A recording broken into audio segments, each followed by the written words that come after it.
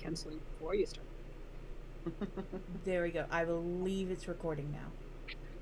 Perfect. I saw something hilarious. Yeah. Now he must share because we're recording. Indeed. So North Korea sent Russia some troops to help with the fight. Their troops are now addicted to porn. Yeah. Okay. Yeah. No, it's really interesting. I'm like, all right, well, yeah. That's definitely. I follow guess that. now that's recorded for history. I mean, it is. It's all over the news. Bro, no, that's not okay. I mean, we could adjust it. We could. But yeah. Let's see. Well, last we left off, we had 2 interesting moments. Just for players' sake, I know Trish, you weren't there last session. We did only have 3, and I know Swarm, you missed out on part of that session. But just a quick with the one shot. Essentially, what had happened from that session was we had done some time fuckery, and basically 3 of your characters were sent back in time to both get a sort of an idea of what the Ascent were like, but at the same time, you were dealing with largely a younger version of Theos, the smith that you've met numerous times. Largely, other than that, after helping him save his children and ensuring that he wasn't killed by said monsters, he managed to help you and send you back on your way, back to this time. Although, through some unfortunate rolls, not a single party member truly remembers what had happened. You have some maybe vague premonitions that something did happen, because 3 of you have returned and you have some level of tailored clothing on you. Now, Korrak just has tailored clothing on under his chainmail equipment, and he's just like, "How the fuck?" you say, "Whoa, wait a minute, yeah." So more or less that happened, but from the previous session before that, essentially you were trying to figure out a method to try and figure out to see where Hawthorne might have been. So you attempted to step into the pool of very volatile time, and unlike the normal, normal circumstances where you generally can utilize it to some respect, this one is particularly potent given the size and density of it. Sort of like sediment, how it like the over time it starts building. That's sort of what happened with this time. Unfortunately, um, Ty and Dee were the ones who volunteered to go in because the rest were. It was very clear like something may or may not happen to them, um, as essentially it just ate away anything that was not protected in some regard. Um, so Dee and Ty are now currently stranded in the past with a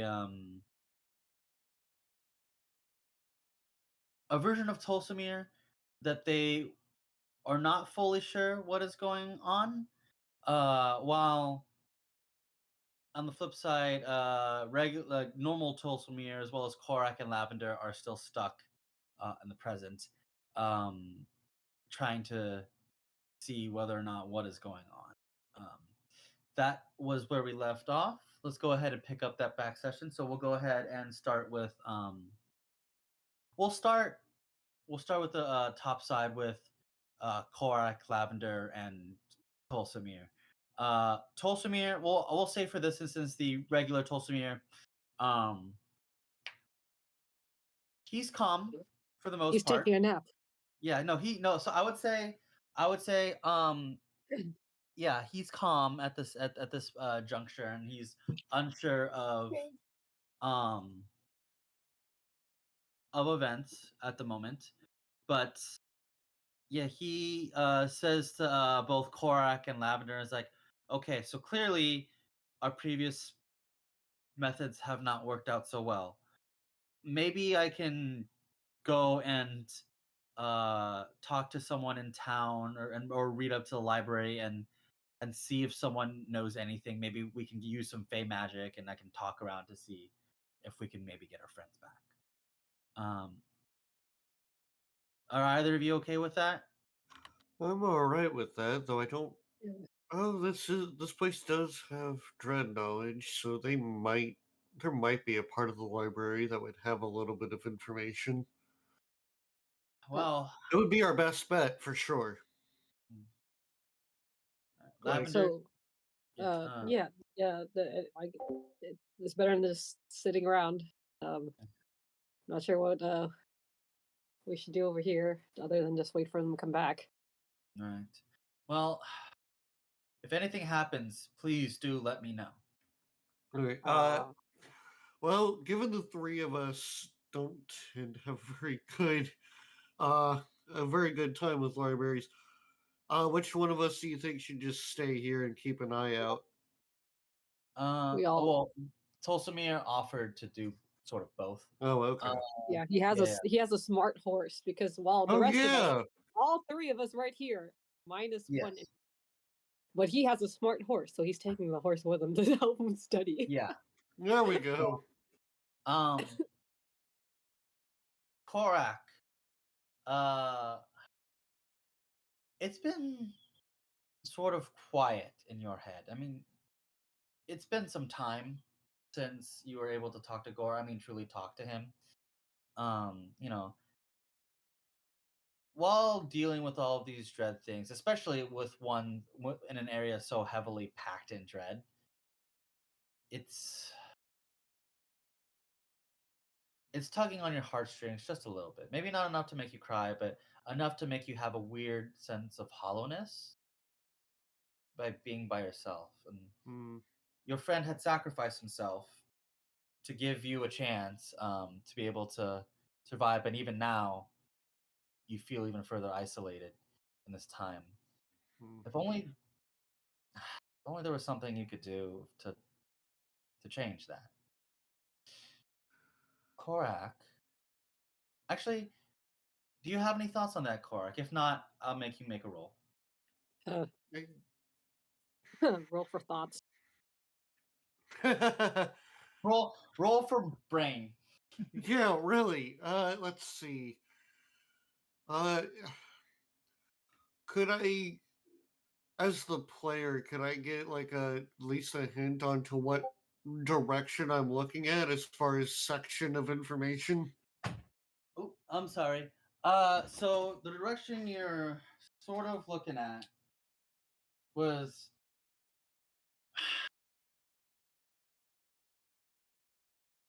if only like you're basically the direction you're looking at is there a way to maybe get his guidance back? With a time pool in front of you.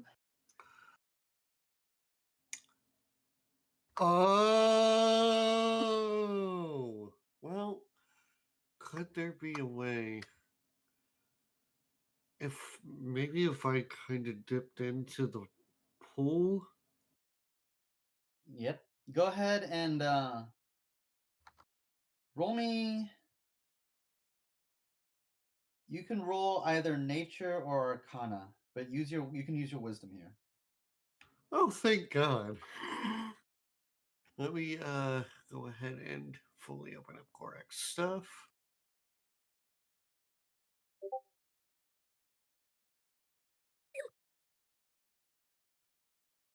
All right.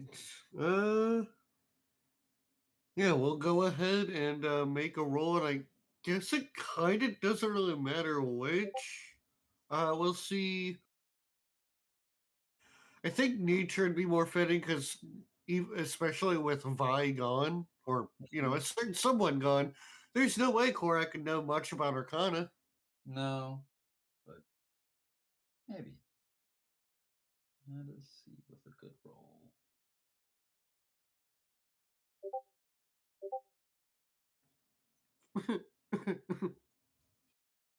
Yeah, you're not quite sure. Like, this is Mm, a really big pool of time, and I don't know. You're more leaning on the side of there could be a possibility, but there's also a possibility I turn into red. Dust. Yeah. Unless I use rule of the You become battlefield. yeah, Thanos. Yes. You get dusted. You come Well, on see, you unravel. well, like with that thought, it's unless I use rule of the battlefield, which I only have two uses of right now, and I've been trying to build back up. Yes. And even then, what guidance would I even really be able to get from Gore at this juncture? Because right now, they, right now it's just we got to get our friends back. Also correct. Maybe you can come back to this thought another day. Maybe. But I don't know. It's in your mind. Uh, it's there though. Lavender, for Yeah. you, as you are still connecting your hand to the Oh pool of yeah. time, remember because the session pro. Oh, do we lose Lavender? Lavender, we good, Lavender? Oh. Yeah, someone Oh, tried to call me. No. okay. I just wanted to make sure everything was okay. They automatically muted me here. I'm like, no, no, no, no, no. Yeah. But yeah. So, Lavender, we circling back to you when you last touched the river. Basically, you were able to see something changes, and you're not quite sure what it is. The visages to rehash the visages that you had seen last that you had made contact with the water. Um, one was a visage of actually three visages all colliding in all at once in a very volatile motion. You Oh, can you as someone who's lived as long as you have, um, get the sense that this isn't normal. Like generally speaking, when in collusion with time itself, there is an era of familiarity, an era of um familiarity of uh naturalness and of alienness. Basically, past, present, and future. Familiarity, as in a sense of I've seen this, I've done this, deja vu. Uh, of normalness, as you know, your day to day. Whereas the alienness comes from not in terms of literal aliens, um, though you have had experiences with things that fit that description. Uh, the terms of alienness usually typically refers to something beyond what is currently perceived as um, now. So the future, essentially. To rehash that dream, you were seen with an image of uh, a if I remember correctly, there was a girl not too far off from you who sort of looks to you in disappointment, as we recall, like basically saying, "So you've joined that side.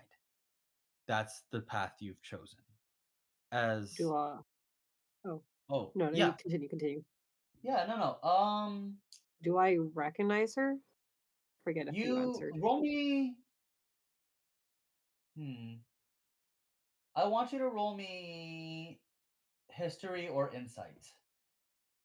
Well, I'm good at one of those things.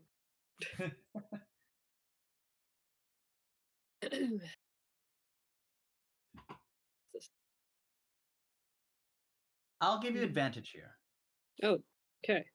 Nice. because you are currently in contact with time, and Okay. thankfully, as an entity in relation to what you are as a reaper, you are not subjected to the same consequences as a normal person would. Okay.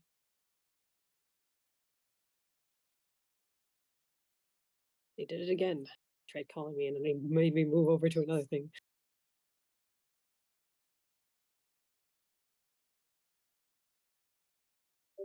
Uh,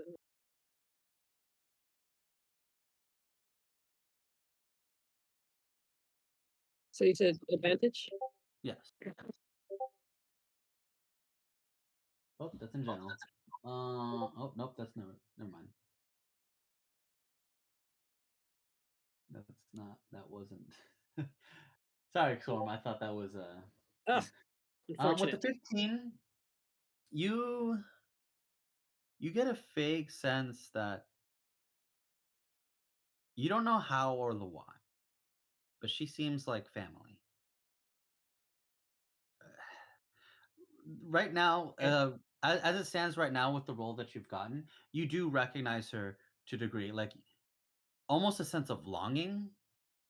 You can't pinpoint heads or tails on it right now because of how much is being flooded into your mind with the amount of time, but you do recognize her.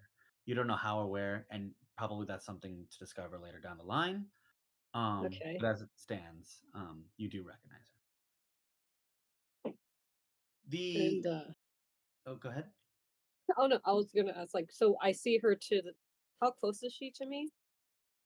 Um, you basically see her. She's about, I'd say she's about 5 feet away. But you can Okay. kind of basically it's like not. This is not to say that Lavender does not know what's happening. Like Lavender for real. Like Lavender knows that his hand is currently in the pool of time that he's Yeah, currently so on the there's side like of. a like cause and But effect. Like I put my hand in there and now this thing showed up. yeah, This you person can showed up. still see. Yeah, you're seeing essentially what the pool of time is wanting you to see. Okay. And it's but yes, so but this image of this girl is about 5 or so feet away from you, just out of your normal like reach. You would have to actually she's I would say she's also standing directly in front of you in like on top of the water. So Oh, it sort of should be obvious to Lavender that that it's a unless she time mirage or something like that. yeah, time mirage, whether it's past, present, or future, this is something Yeah, this that is girl. significant to Lavender. It's like the avatar. Either is someone from your past or future. Hmm. Yeah, that was Um, important to you, will be important to you, kind of thing. yes. All right. Um, Either was Um, important to you, will be important to you, or um, is important to currently, you. yeah. Yeah. So Okay. How does my hand look now that since my hand has been stuck in there? I was like waving it, trying to get the attention because like, oh, they've been in there for a while, right? That's why I stuck my hand in there. Like yeah, maybe they need to your see hand the way is back. still in there. Okay. How does it Um, look? Is it deteriorating from your hand is the fine. The only effect point? that you are noticing are Uh, like magical is not quite the word I would use, but magical green veins are starting to Mm. build onto your arm. But other than okay. that, you don't feel any sense of pain or sense of like deterioration. You just notice the green vein. It sort of Okay. tingles, like, but other than that, there's nothing. It's like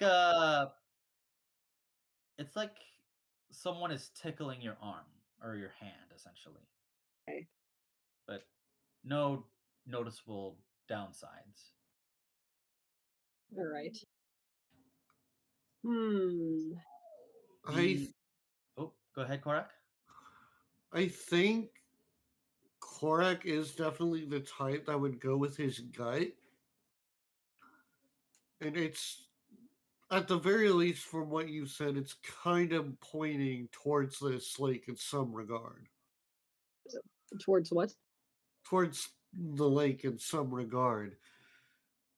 I And mean, did Korak here's ever test whether or not he's able to interact with the pool? Because well, otherwise, here's it's the just a thing. bad idea. Here's the thing. He can definitely survive it because if he uses rule of the battlefield. Yeah. It basically means you succeed on a saving throw that, Well, Okay, but like I mean that also kind of also means like okay, you might save on the saving throw. Is it like a complete like a natural 20 kind of save or a half damage kind of save and you would perish anyway? You know, Uh, that's the thing you The might best way not I would know on the describe Rule ground. of the Battlefield, it's essentially a legendary resistance type of deal. Okay. So mhm. how like if they had initially had failed, it's considered a success. Um, So is that how I'm able to use Rule of the Battlefield now? Or it's always been the way you've been able to use it, but that's the best way I would oh, describe okay, so I can roll, and if I fail, I can choose to use it. it. I thought that's what In your case, you yeah, pretty much. Okay, Um, cool. So then, yeah. Um, I would test it. but and like even though Korrak doesn't really fully know what or how what he would even be able to accomplish, he gets this gut. There is that gut feeling that he's kind of like, you know what? Fuck it, let's try it. But he's just gonna dip his head in. Your wait, hand, right? Not head. I heard head. Like what? No, he's gonna dip his head in. Like your Oh boy. face? Test uh, whether or not you can I will say Alright, before you dip goodbye. your head in, Mhm, the save for it was pretty hefty. It was I believe it was a mhm. 22 to save on Constitution. Uh, So you can still roll for it, but just know hmm. that that is what you are Maybe rolling in advance. You start to Korra kind of like get close to the pauses. lake, and Lavender sees you do this because like he has to crouch down to put his hand in the water. He's like, Yeah. "Well, what are you doing?" No, Yeah, and Corey's like, one your face hold in there. on. You know what? You might be right. Let's just do a hand. Yeah. Corey will put his hand in. Okay, Like, that's a lot. Well, what are you Korrak lost his doing? head. Guess. There you go. Uh, You stick your head out, and it's just a skeleton. just Or You're like, it's a "Oh my baby, gosh, you or become it's Ghost fucking, Rider." it's a baby head, so it literally just keeps falling back because he can't support his neck. Like, God, yeah. God damn it. And you get a negative, even further Uh, the penalty to your intelligence. anyway, Yeah. So Korrak, you place your hand in there. I do need you still to still make that Constitution saving throw. all right. So let's see if I can actually do it. Uh, Yeah. Korak doesn't have his cloak anymore. Yes, I because you did mean, give that to Ty in the to thing, wear. and he doesn't remember it. Mhm. But at least Ty has a little extra protection wherever she is. Korak doesn't know that, but he also doesn't feel terribly irked about it. So he's like, I don't know, must be part of the memory thing. All right, time to roll.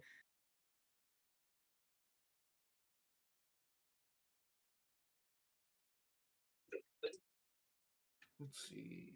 Constitution. Con is +2.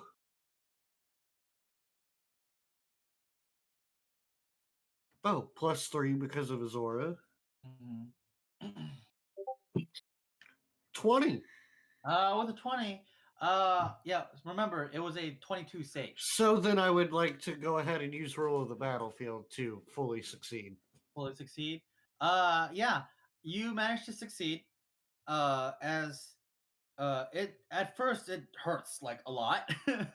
Like you can feel uh it's almost like acid that was burning for a second, but thankfully, you managed to dig through, and your own sort of power that came deep within, that was sort of beloved amongst your tribe, that sort of that was distilled down to you.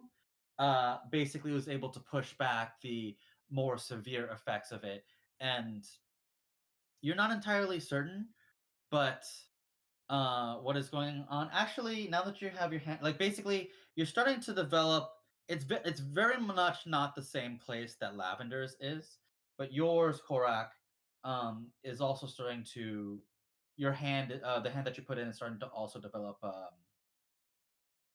the green veins. Huh. Interesting. If you want to figure it out, I would need you to make me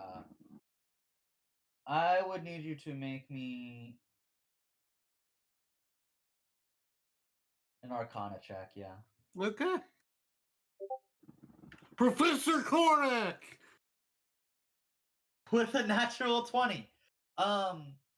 Yeah, you basically what has happened as with a natural 20, even if it was a -1 with the natural 20, you are starting to understand that you're getting more you're getting visages now. Just the same now Lavender, I don't know if Lavender is mentioning the visages he is seeing, but you too are also seeing some visages.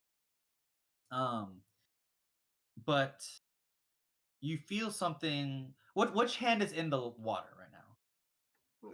Probably his right hand. With your left hand, you can feel something pulsing in your chest as you see a memory. You see you, and you see Gore. This is a point to where something changed, something drastic changed, something had to change between the two of you in order for one of you to survive. And you remember this um, conversation with them as Gore stands over a very hurt version of Korrak. He's talking to you somberly, and you can see the genuine sadness in his eyes. Basically, as you, yeah. But oh, are you good, Zai?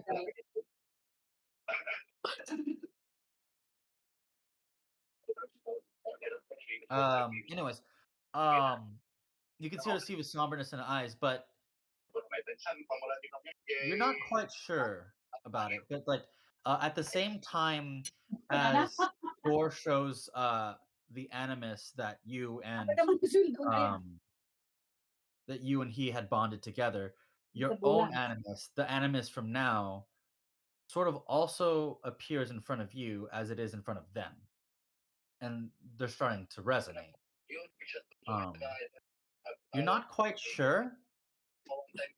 I think you can interact. You think you can interact with them, so long as you remain in contact. Or I can interact with them. But interact with them in what way? Korrak will kind of step forward a bit and kind of like eyeing the situation and kind of thinking about like what he's going to even say. As you take a step forward, both versions, the you that you remember, remember. Keep in mind, this is you right after you died, Right. and he was having the conversation with Gore. As both of them turned to look at you, Korrak, because you were walking and it obviously made some ripples and noise. Yeah. The fact that they both look at you, but this time you remember being stunned. That's me. I'm you. You're me. Yeah, I'm you. You are me. It's fucking weird. I know. Time shit. Yeah. How what is going on here? Because this was already weird. And Yeah. yeah, Gore looks over and is like, I see. Then why are you here? There's something that went down earlier. We had made our way to Enkina after all of this.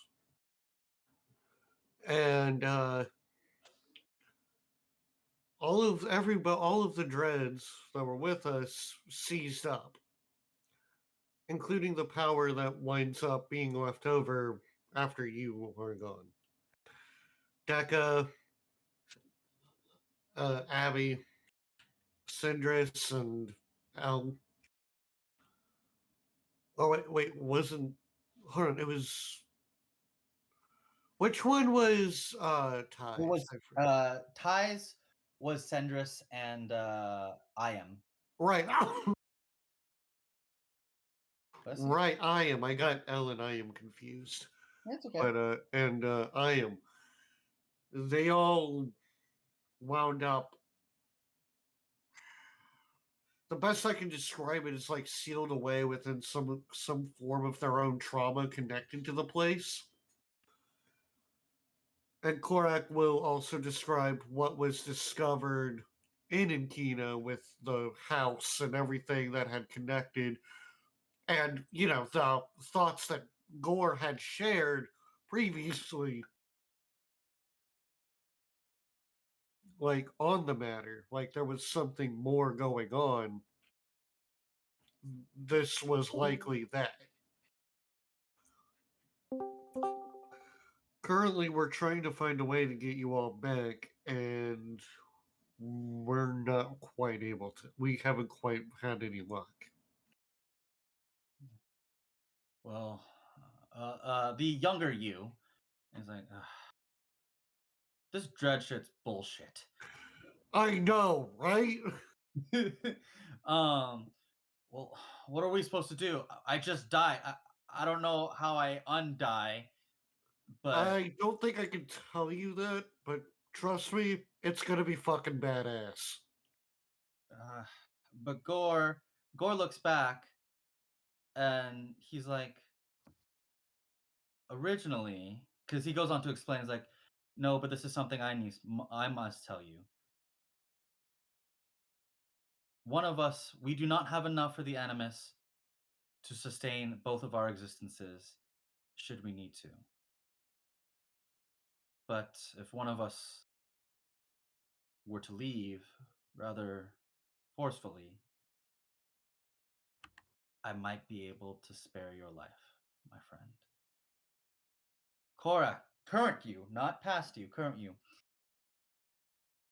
Your animus is still resonating. Like it's beating. You can sort of tell it's beating in sync with theirs, almost as if it's Almost, like it's like the same heartbeat, essentially. almost as if Korra could use it. Because initially, actually, yeah, I'll give this to you. You're starting to realize, Korrak, the reason why Gore died.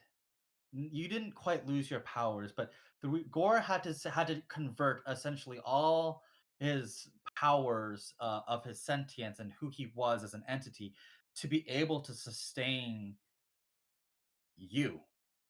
Hmm. There was only enough for that because there was too much strain. But if there was some way to alleviate that strain, you might be you might be able to spare both of them.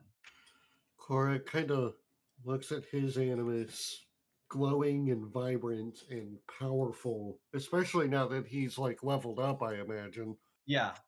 Like significantly since then, and everything else he's gone through. I would say specifically, your animus is roughly where it was. So yes, you're technically higher level than your younger self, but the difference is that you also had Gore when you Mhm. with your younger self. So yours is roughly about the same amount as what it Mm. was when you had Gore. But yeah, and then Korra kind of goes, "But I'm here now, and God, this I is think I can do something about it." Yes, it's very confusing. Like yeah. because like if this happened, how am I going to come back in time and make it happen? But you know what? Fuck it. And your younger self looks at you and he's like, "Oh, man, I wish Vi was here to explain this to me." And on that, there's a pain in Korrak's chest, and Yeah. yeah. It's like, okay, well, what do we do? Gore looks back, like, well, I've never done this before, but it's considerable. But if we can do this, we would have to do this together. I might not be able to have the same juice to power you as I normally could. However, it might just be enough to bring us back from the dead. Okay, what do we need to do? Gore looks back over to you, Korrak. Your core and our core are one and the same in its own timeline, but that doesn't mean the power has evaporated at all. Just because I am not with you does not mean there isn't a part of me that has died in your colors. Help me. I can hold on to the ritual for the most part, but if you can lend your aid to me, Of then I course. might be able to do it. Basically, what will happen, Cora? Um, essentially what you need to do. You need to your highest level. You're gonna start. You're gonna start by burning your highest level spell slot, and then Mhm. you're going to make a roll at it. You or yeah, you'll make a roll at advantage here. Um, Mhm. what it will be, since you are a more tankier one, I'll let you choose it through your spellcasting modifier. Spellcasting modifier, or I guess you know what? Instead of charisma, I'll throw in. Let's do strength instead. You, Hell yeah. yeah, I'll let you do physical strength just because of like you are the dominant. You're gonna basically you're essentially dominating the death of your past self. Mhm. If that makes sense. Yeah, no, Korrak is basically using his strength, not just, physical strength, strength of will and all of that. This So is what going to fucking work. basically what you're doing to do this is that you're taking your past self animus and your current self animus and sort of jamming them together because they're essentially magnets at this point. They're Mhm. not quite they're both attracting and repelling each other. Um, so it's very difficult. So you're physically jamming it together while he tries to stitch something in a way that would save you both. All right, Go and ahead and make me a flat strength save at advantage. awesome. Oh, and it's a save, which means. Okay, so he would have a +4, but he doesn't have. Oh, yeah, no, he would have a +4.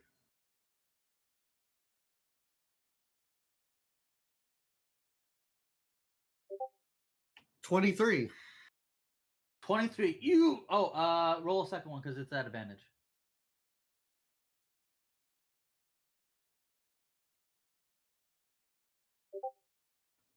All right, Okay. well, 23. With the 23, you are it wants to repel. Your arms are straining from this fucking force between the two of them.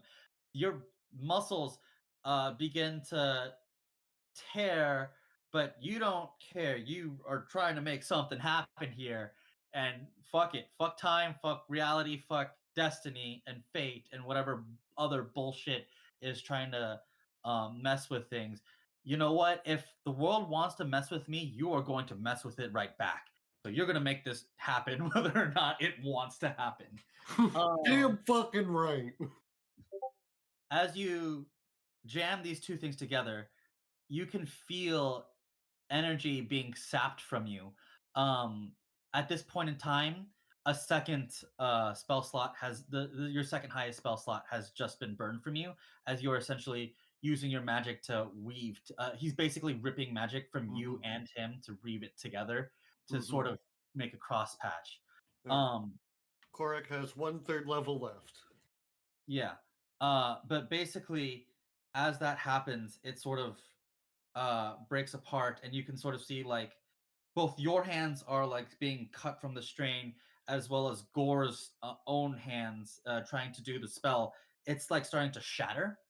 Um, and instead of him fully shattering, you can just see his parts of him cracked here and there.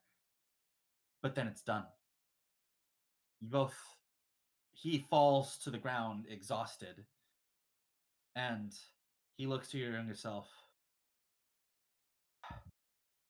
It's done. I don't know what this will do to our future. I don't know if I can continue to be of aid, but if it does, thank you. He looks back to you. Of course. Besides, you were always the brains behind the operation. But you were just as important, Yeah, my friend. that's how a team works. Korrak, you can sort of see your hands. You've been here, you've been touching, you've been in contact with the water too long. Your hands are starting to no though your power is starting to though your power is doing its best to repel it, your hand has been in contact with the waters maybe longer than it should have. All right. I guess having succeeded, Korak's gonna pull his hand out. But yes, any last minute words for either of them, I suppose? Let me think. Because it's basically it's not quite you got to pull it out now or otherwise it starts to disintegrate, but it's giving you the last you can sort of feel a time your limit is almost there, and I'm it's giving you trying to think of anything that would actually be remotely helpful. And it's the dreads didn't go away until we got near the house. uh, You're you're going to come across rumors of a house of the right of the what was it zoned? the Astra. The Astra. You're going to wind up hearing rumors about the Astra house. Do not go near it. Doesn't do us any good. There's nothing there to worry about. Do not go anywhere near it. Your younger self That's for who? may not have heard, but you can see Gore sort of focusing in on you, even with his vanishing things, as you finally remove your hands, hoping that a thing. As you pull your hand back, you hear a groan in your head. Your thoughts are not quite there. It wasn't that you didn't groan. Good morning, sunshine. Yeah. It fucking worked. Yeah. Well, the downside is that I'm alive. The upside is that I'm alive. Ah. I imagine, yeah, it's pretty fucking painful. It's like, well, I suppose, at least, at the very least, unlike the others, I can still talk to you. I don't think the others can still talk, though. Yeah, the others haven't been really able to manifest anything other than some ramblings. And then Korak will relay to him what those ramblings were. Before you try to attempt to like message him, like, yeah, I know, I can hear him in my head. Oh, that must be annoying. Well, no more than having me in yours, I suppose. Fair. I'm gonna take a nap now. Good idea. Good. Don't worry. It's typically nice and quiet up here anyway. So, although you might have had your friend back, you come to realize that even though whatever you did might have worked, whatever defenses Gore might have put up to protect himself from the unfortunate happenings that befell you and your party, he still might not be able to lend aid in a way that would be fashionable, I would imagine. Well, that's okay. We can work with that. Still, aside from some tingling in your hands, you manage to pull back and you look around, see if anything major changed. Lavender still has his hand there. It's just Korak's just chilling. like, Lavender, you might want to pull your hand out.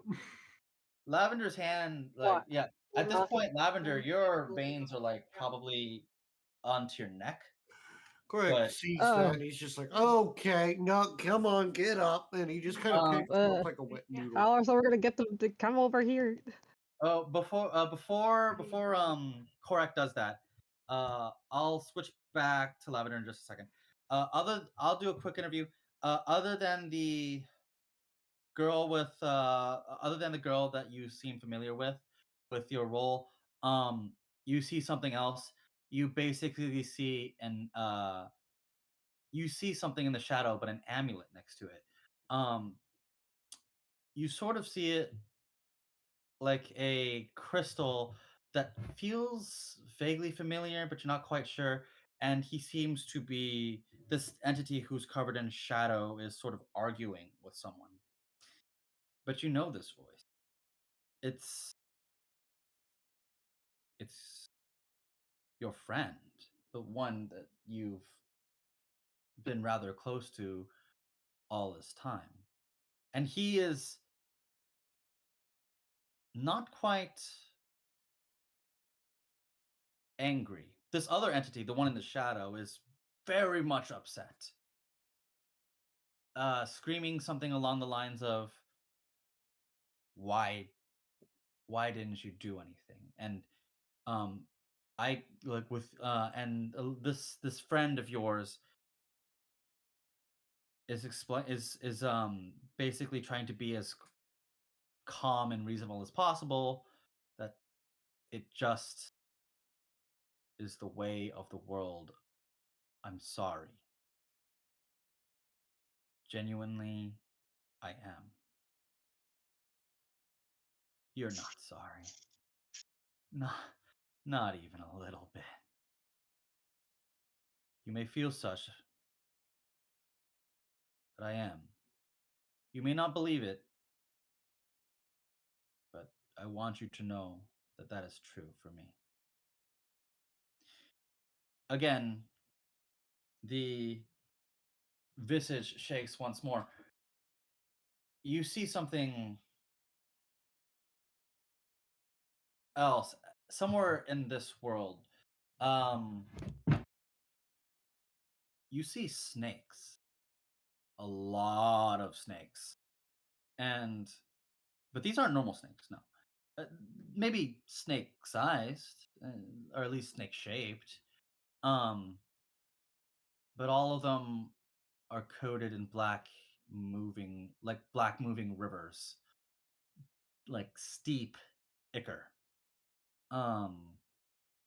And you realize that, oh no, this is not a normal snake pit, because the things that you thought was grass are far larger, way larger.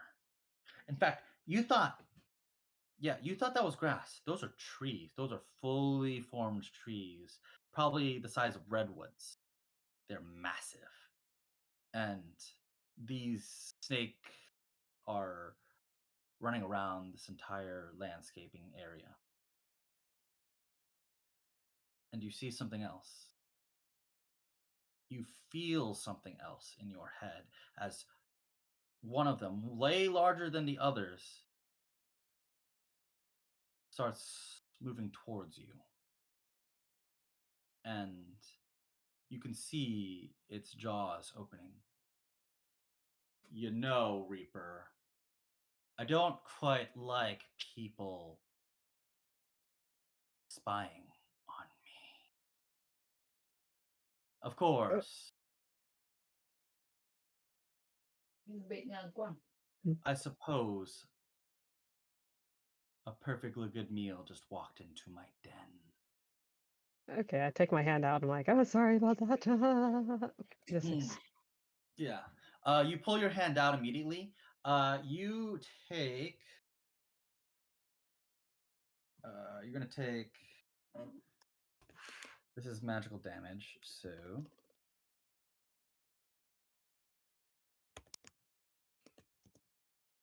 20. No.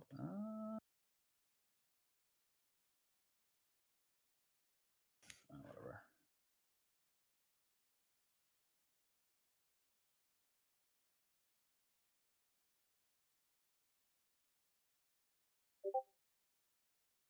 You take 38 acid damage. Because basically, as you were pulling your hand out, actually, you know what? Before you take that damage, roll me acrobatics to see if you can get out before.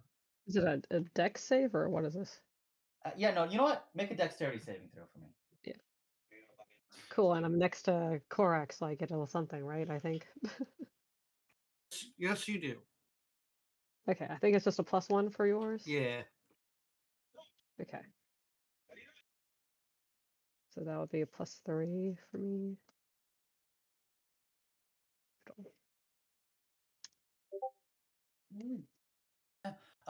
So you do save. You do Hooray. dexterity saving throw, so you take half damage. 19. 19 damage. 19 acid I do damage. that. Basically, as you reel backwards, you can feel like 2 puncture wounds on the side of like your neck area. Basically vampire style, but also instead of it being being vampire teeth, it's more like a basilisk tooth. Like just right through your shoulder.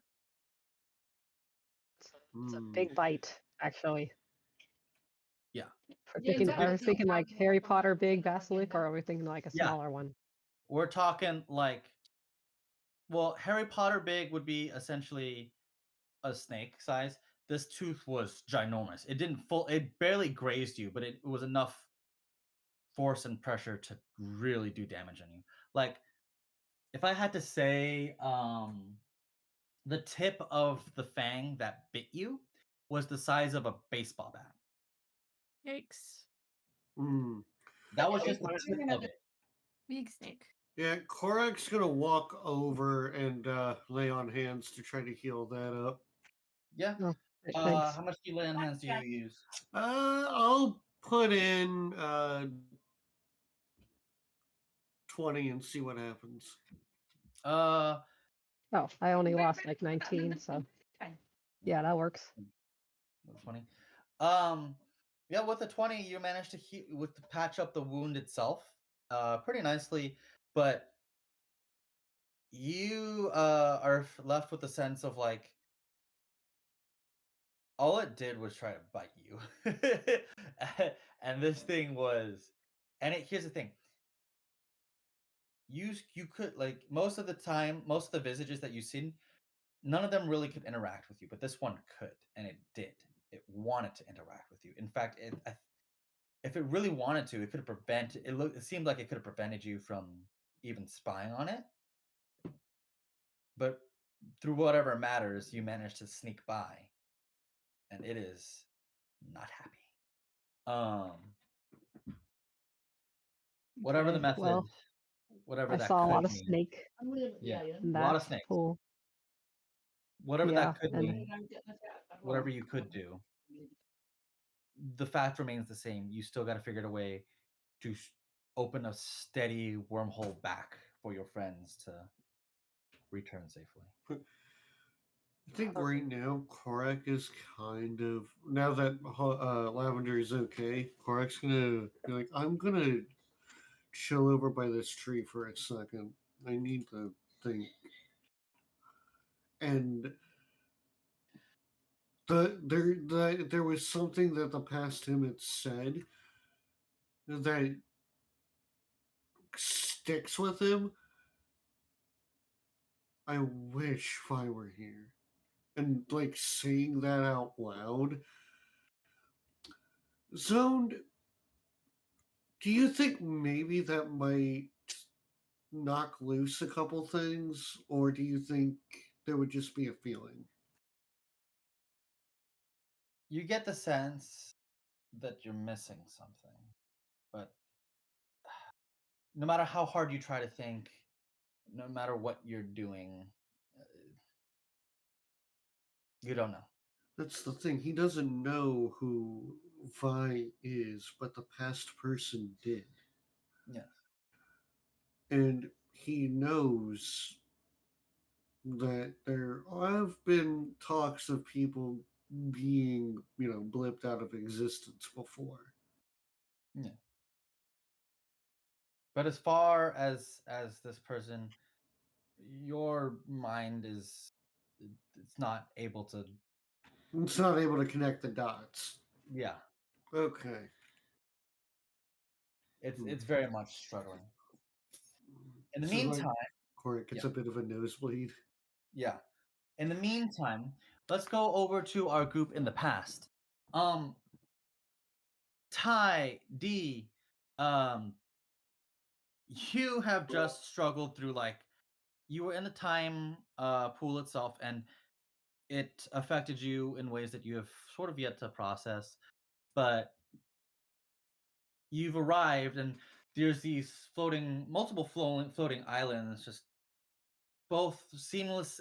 Some of them seem seamless, others seem intentional, and you can see more magical creatures, or more creatures of multiple different levels of power just strewn about. Like here, initially when you arrived at this area, this place was filled to the brim with dread, and yes, there were some other elements like fae and other divine entities and elementals and such of that nature, right? Because they have their own unique senses.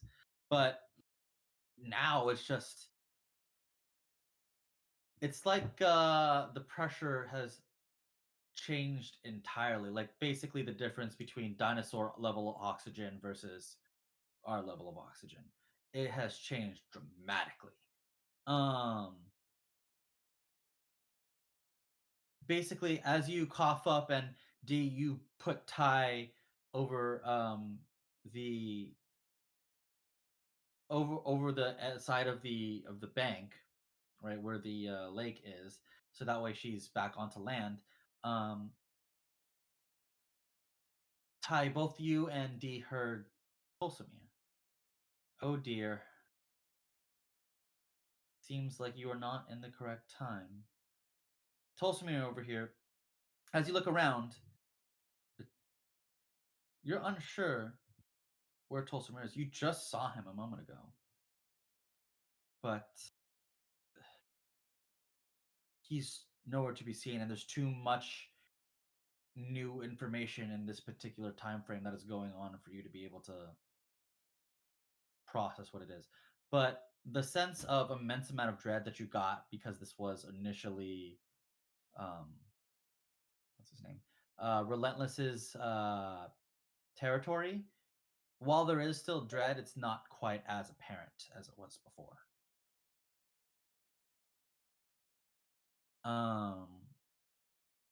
The two of you sort of pull yourselves out together and do your best to sort of dry off and find some level of clothing. But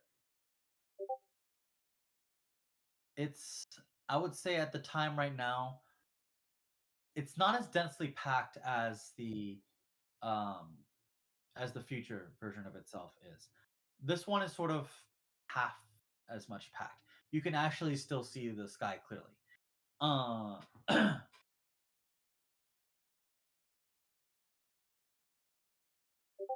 It's about, I would say, noon-ish, just slightly before, maybe 10 or 11 in the morning at this particular junction.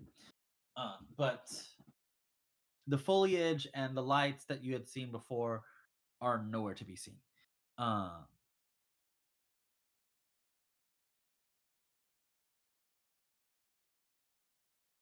Ty, D, what would you like to do?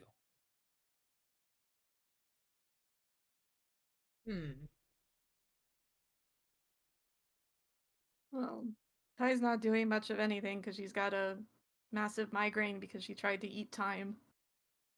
And also, like, just 2 kinda- HP and a curse that makes it so that Yeah. you can't regain it.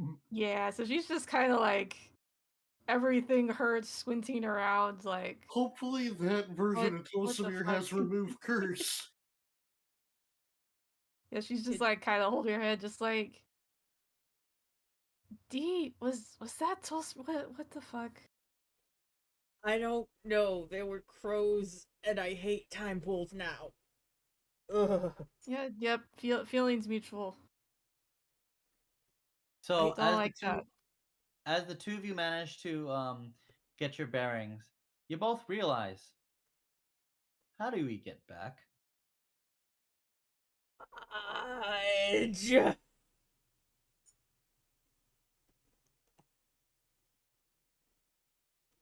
Ty. was like, is the pool gone? The pool is still there. The pool is very Okay. much there. But I mean, remember, she's the not key going back issue. in anytime soon, but Yeah. So for the two of you come to realize that the problem with the time pool wasn't the fact that it's going to go away.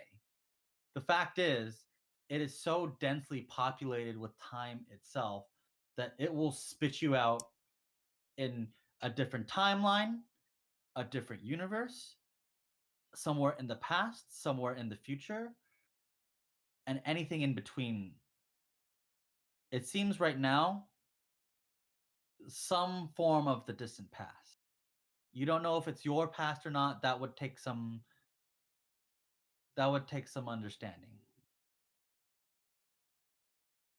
But as far as you are aware,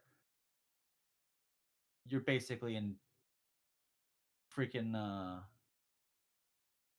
a Discovery documentary about the dinosaurs. Ty, how long do your species live?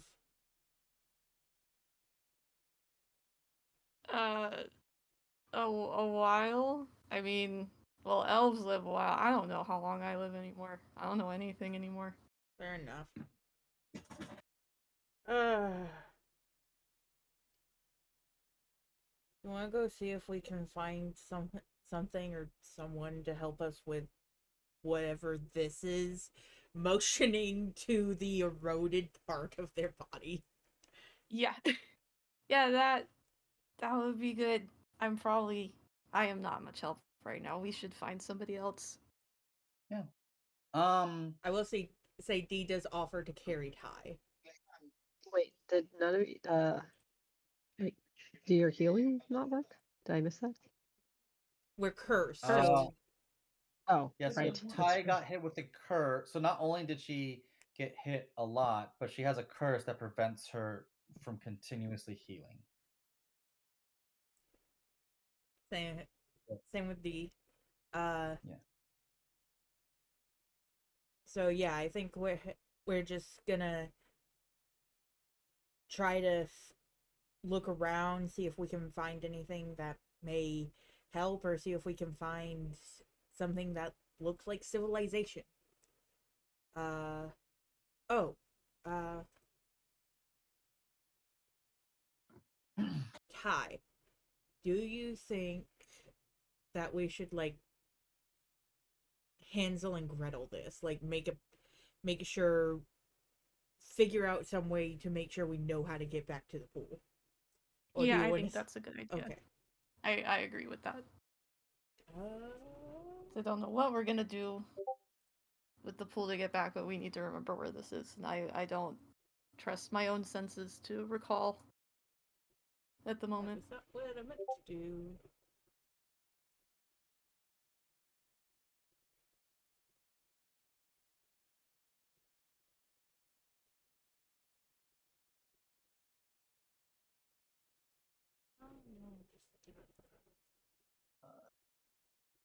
Dee and Ty, I need two different roles from you. Ty, I need you to make me a perception check. Keep in mind you are still at disadvantage because Mhm. you got a migraine from eating time. Right. But you are currently using senses not like your eye. You're not using your eyes here. You're actually using different senses that you would not normally use. However, D, I need you to make me a Constitution saving throw. Ready?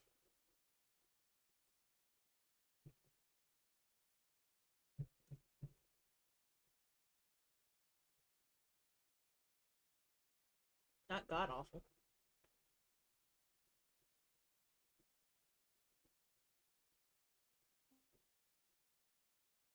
Uh, Can y'all hear me? Fudge Wi-Fi. Yeah.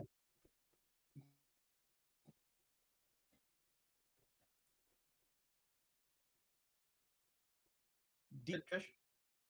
Anyone else hear her or hear me? Yeah. Y'all keep going. I hate my Wi-Fi.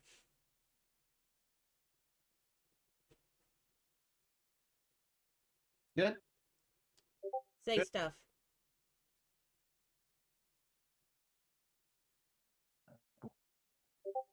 Fudge.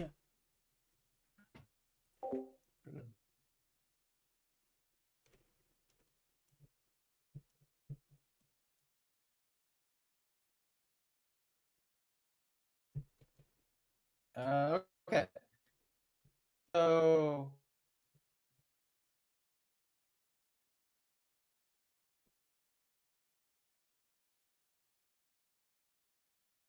yeah, we'll wait a second.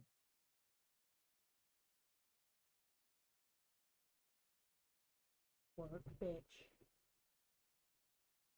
Pardon my language.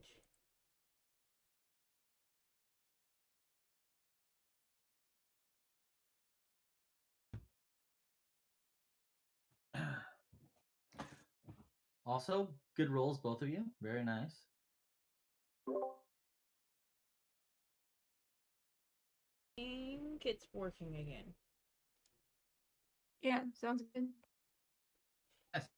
Yeah, I don't think the issue was y'all hearing me. We'll go ahead and start.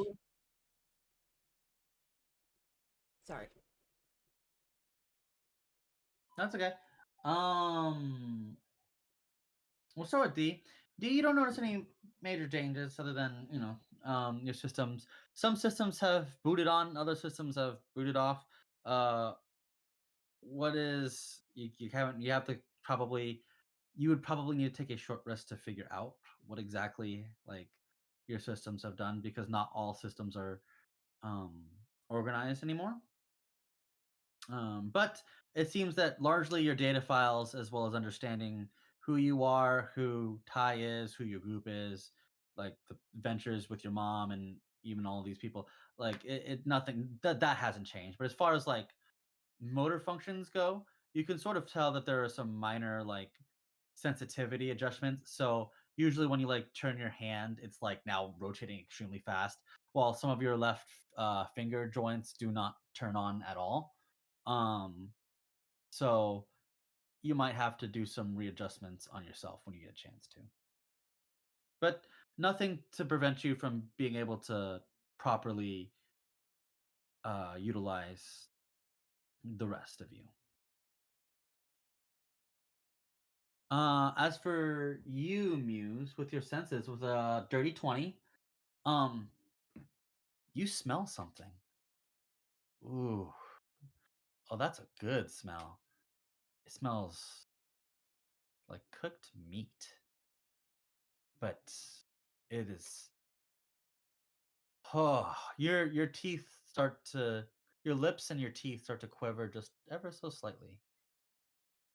Ah, man, like whatever that is, it smells divine. That smelly smell.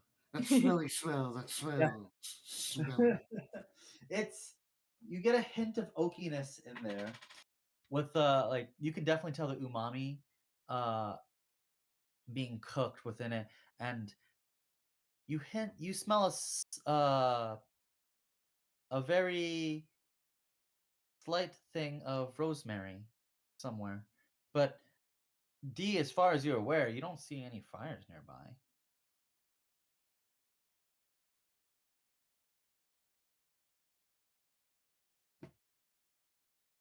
So at the moment, what you could do is like so Ty like this essentially for a fact like so Ty right now what you can do is you can probably try to search around, but you are able to you were able to smell this smell this hint of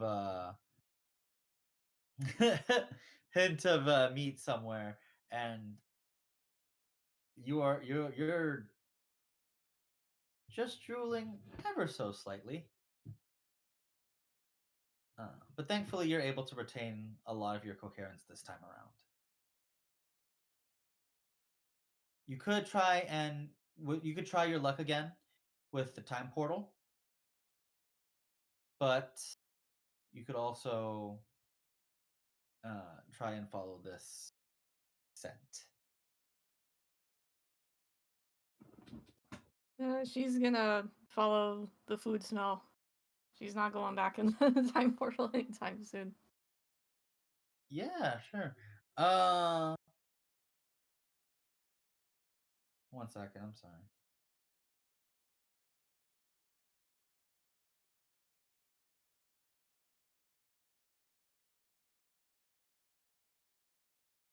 Yeah. So do you let Dee know of what you've discovered too? Yeah. Okay. Um, as you guys head towards this direction, you can basically you notice that there really isn't because it's heading towards the direction of where you know the town to be. Um, but it's barren, as you've come to suspect. So this is probably a time beforehand because the ground looks largely untouched. But you keep traveling, and I would say you travel for a good 20 minutes before you finally Man, it smells so good you can smell it 20 minutes away. yeah. Jesus. That's how hungry she is. It's like that cartoon smell thing when you set the pie out the window and it just Yes. drags the person by the Yeah, nose. Christian by the nose. Yeah, so uh basically as you manage to find a small campfire. You can see there's some pork sort of cooking over a roast, like a whole pig, and it's being cooked over, and you can sort of see like a camp being set up and everything like that. Um, but there's no one there specifically.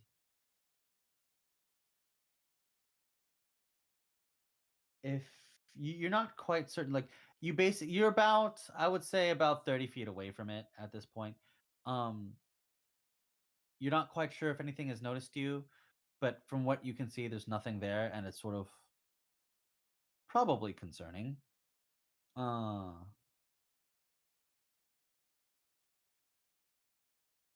Go ahead and roll me investigation.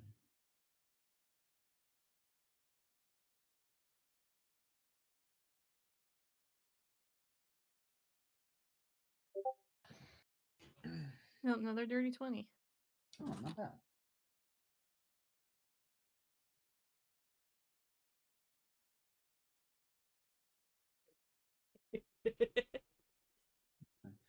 Ty, with your enhanced senses,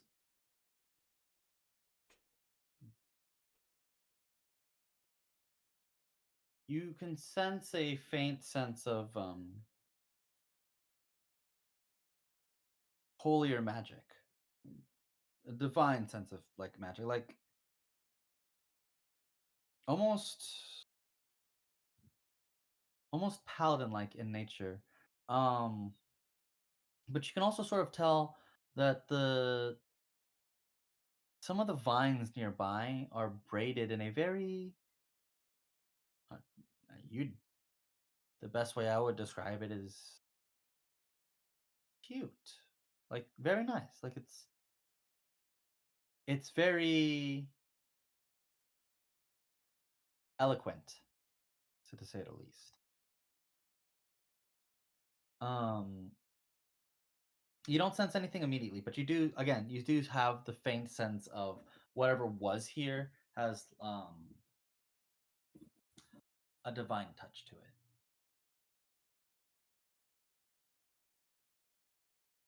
You're still 30 feet away, but you have this information now. Is there anything you would like to do?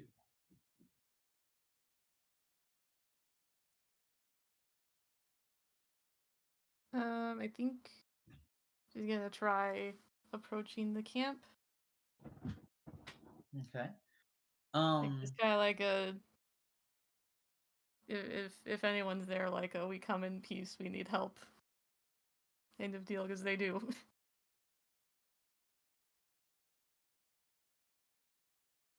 Ty, you as you walk towards the area, you don't see anything. There's no thing. Even with your enhanced senses, even with these like technological senses, like sensories, you don't sense anything nearby. Nothing really comes out at you. Nothing immediately, but you see a spear jammed into the center of the camp. And it's slightly off the ways from the food itself, like the cooking roast, but it's just it seems familiar. Both of you want to roll me. Actually, either one can roll me history.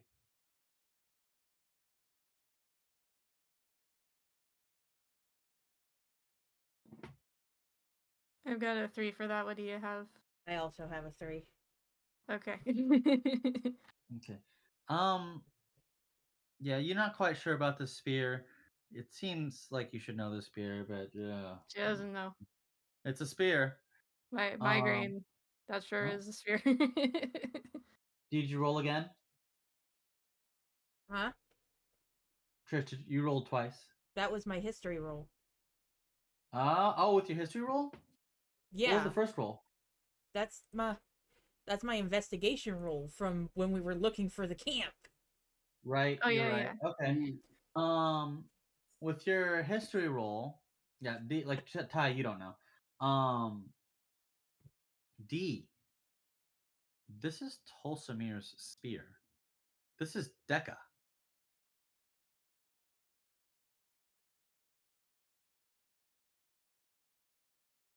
He's like, how is Tulsamir in the past? This is Tulsamir's spear. Wait, what? Or is this not the past? These head hurts.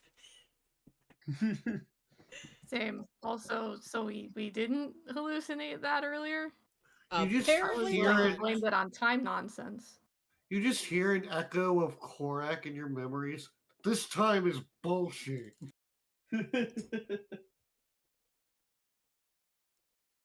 But as far as you're aware, that this spear is indeed Deca. It is still, however, quiet.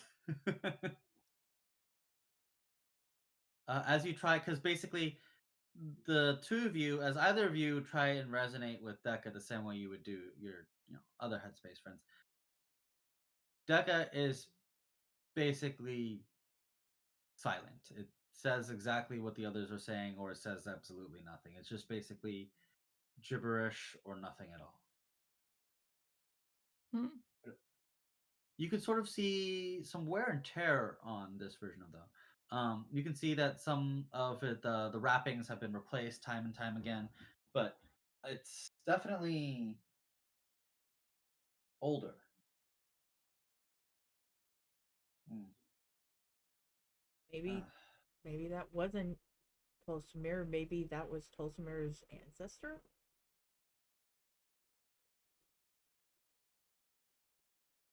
Maybe, but it sure did look like him. And sound like him. True.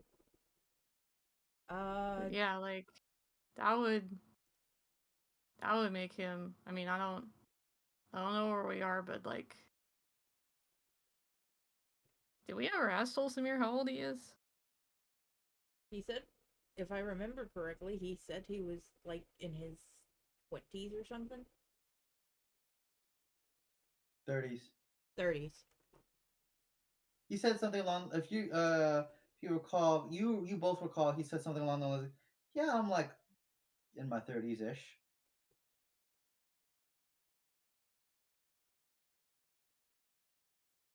But as you recall, the Spear of Decca was sort of the Spear of Decca sort of came about for specifically Tulsamere. Like that wasn't something that existed forever. Decca decided Decca eventually became the Spear of Tulsamere at some point.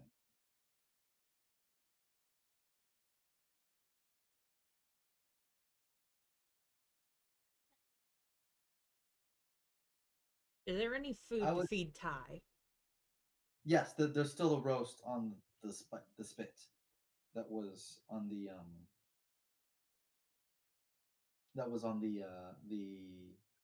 like the fire.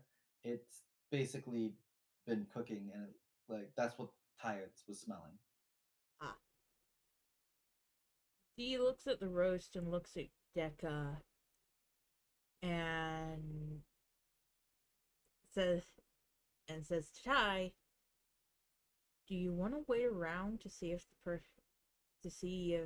Tulsamere or whoever it is comes back? Because they left a fully cooking roast here. They're probably gonna be back for it." Yeah, I think that's the best plan we have. Yeah. You can ask whoever it is, like, where we are and kind of get our bearings. Yeah. And let's not eat it in case it turns out that it's like a god taking Tulsamere's form and it gets angry for us for stealing. Yeah, that's fair too. Maybe stop it from overcooking. Yeah, they rotate this. I'll let you know, yeah, if it overcooks. Just one side is just extremely burned. We didn't eat it, I promise. You didn't turn it over either. Yeah, Dee's gonna turn the spit so that it cooks evenly. Yeah. Basically, at this point, like, you guys end up waiting for a while. Night sort of falls at this point. Like, it's bad. Actually, you know what? Before we continue onwards, do you mind if we take a quick 10-minute because I need to use the restroom really badly? Yeah, that's fine. Okay. No problem. Alrighty, I'll be back and see you all on what is it, 5:40? We'll see. I'll see you at 5:50. Okay. Bye bye. I am pretty satisfied with what Korrak was able to do.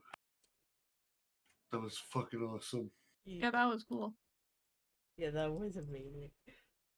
Can I just say, I think it's hilarious that the two players who usually just go with the flow are the ones who are stuck together. I know, right? I'm enjoying this, honestly. Yeah.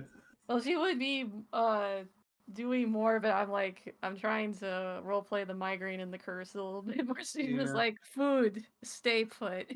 Well, and it's like you don't Oh, know no, the the spear area. is. You don't know the area, and do you really want to go looking for Tulsamere in an area you're unfamiliar with? Exactly. And it may or And may not be besides, you Tulsamere. gotta We don't know keep what's going on. you gotta keep the roast going. Yeah. Like he left his spear, so clearly he wasn't going anywhere dangerous. No, I just meant that It is usually funny, when though. when we're in like getting ready for battle or whatnot, me and Ty usually don't have like immediate plans. We bounce off of other people's plans. Exactly, yeah. We're just And like, now okay, we're what's the just- plan? How do we fit into the plan? We don't come up with the plan. Now we're like, oh crap, now what do we do? Yeah, Our plan yeah, is and formed here. one of Korrak's things at some point during our travels has been, maybe at some point y'all should try having a plan. What are your goals in Maybe. life? Like, try it out.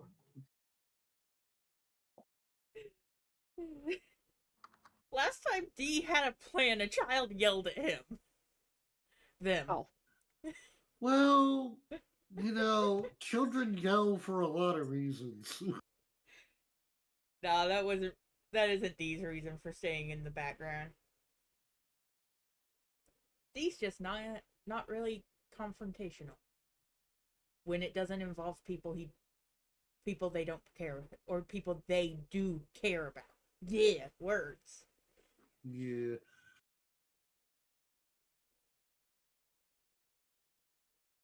But yeah, just the fuck destiny, fuck fate. This is gonna work, god damn it, because I fucking said so. Yeah. Okay, I'm gonna be right back. I need to go check on something. Okay. That is definitely something I want to be a consistent theme with Korrak. Oh, definitely. Like, I can oh, see that. this isn't gonna work? No, fuck you. Yeah, noble sacrifice. Noble sacrifice. Nah, we're gonna get the good ending and you're gonna be alive to see it, motherfucker.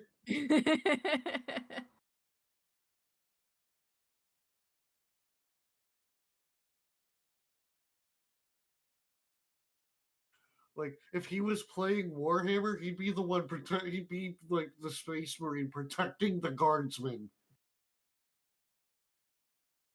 Or like when you try to protect the soldiers in Halo. Yes.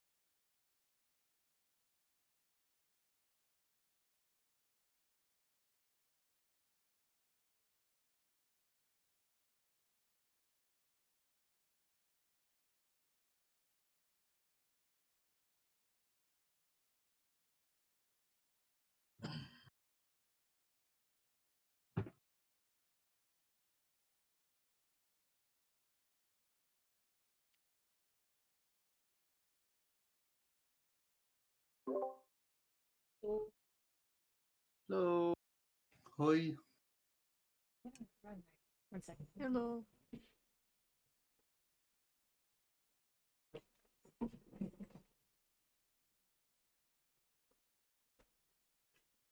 Yeah.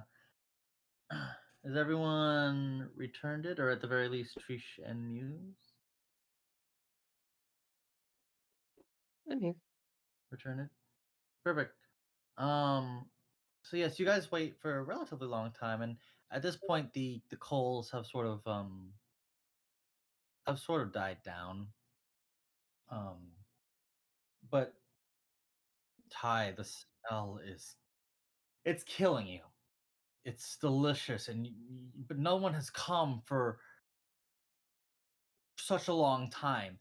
You got here around noon, and it's almost nightfall, and there's nothing here, no one here, and you're so frustrated. Now, D, this doesn't affect you as much as you are mechanical in nature, but you can see that on your friend, she hasn't noticed it herself, but she's starting to scratch at her arm. Like, whoever or whatever was here is not here. Why are they not here? What the hell is this? This is unfair. I'm starving, is sort of the look she kind of gives off.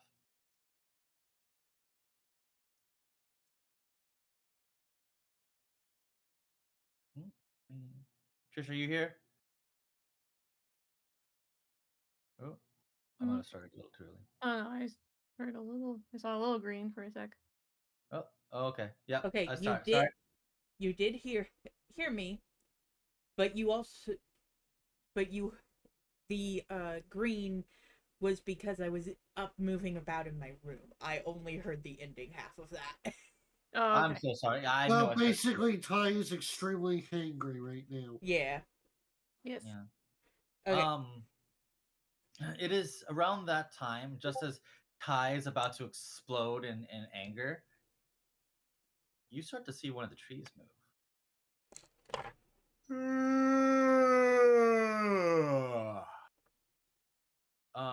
And the trees start shifting as you hear this enormously large yawn. One of them, like the branches start sort of snapping and bending and just reaching out as far as it can, stretch like it's almost as if it's stretching its limbs and sort of coming back to a somber, steady position. It You can see for a second there's a face on this tree thing, and yes, it's a sort of like at dusk at this point, but more and more of them starting to have faces on these trees. Ah, you must be the little ones the friend of the trees have spoken of. Hello. Welcome.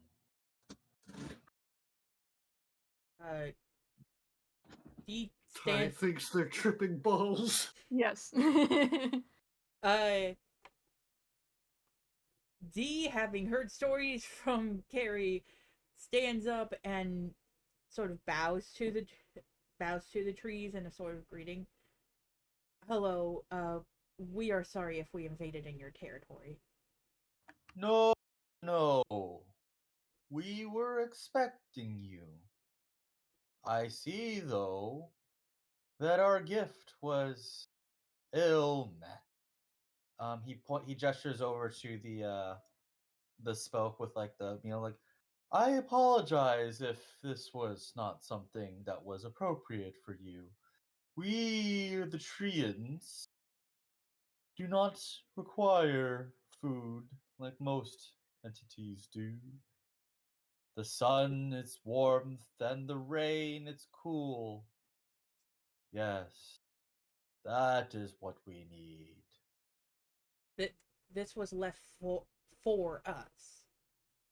Yes, a friend of the forest left this as a gift to you.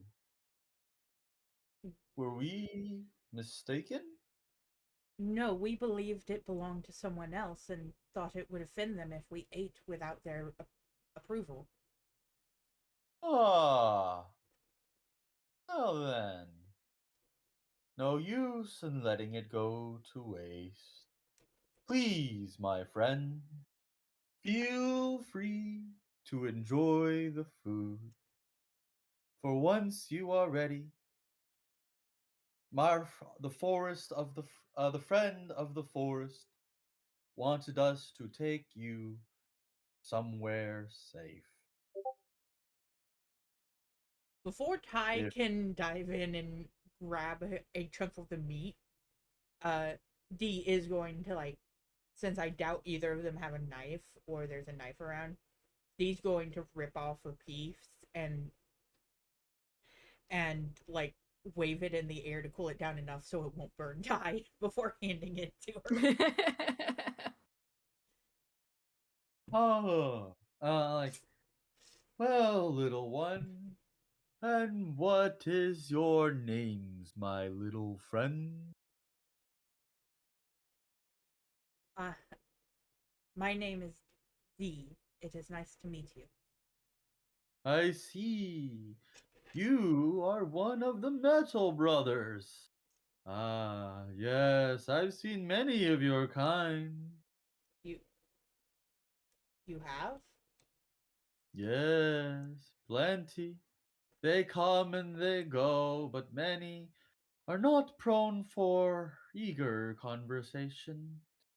No, they would rather hail us in metal shards and sharp blades.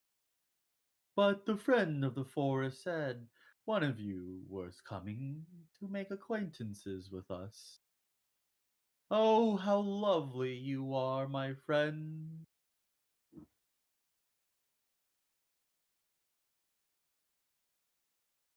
And you, little one, what is your name? Ty says as she's shoving the entire Yes. pig in her face. He's like, I'm tired. He's like eating. My, look at you. And like you can see he reaches one of his like branch fingers down and like sort of lifts you like in his hand, he lifts you and this pork up. Not much to like he's very doing it very gently, so it's not like you're being fucking thrown off, but he's just doing it to raise you to his level of face. I see. I'm so sorry. I wish I'd known sooner that you were hungry. No, it's okay. It was our assumption.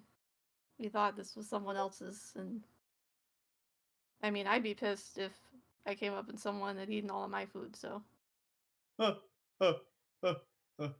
And then you can sort of see the other trees also sort of like laughing and like along with it. Aren't you a hungry little thing? Say, I've never seen an elf with such an appetite. Huh, huh, huh, huh. yeah, I've got some circumstances. All right, I see. And he gently like leans you back down to the ground. Um, well then, my friend, what brings you over to our humble little abode? I imagine for you meaty folks that you will not find quite what you would need here in the forest, aside from sunlight and rain and trees like me. Uh, uh, uh. We actually came from further within the forest, from the pond. Ah, you are travelers from a far distant land, I see. That is Hmm. one way of putting it. Time and distance, time and distance. It matters not where or when one comes. for all our travelers within this forest.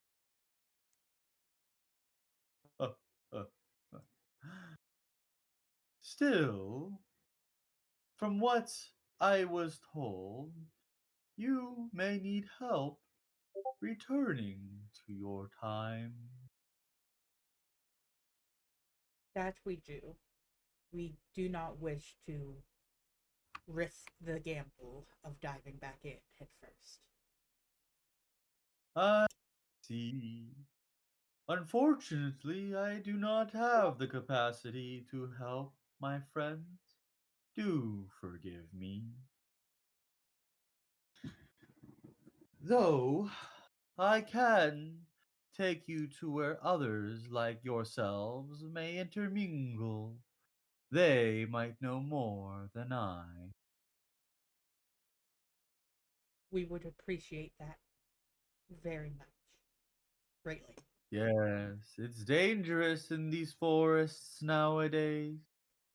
Dreads and demons, gods and monsters all run around here and disturb the quiet of the forest. But no matter, for they are all a part of nature, and I have no problems with them.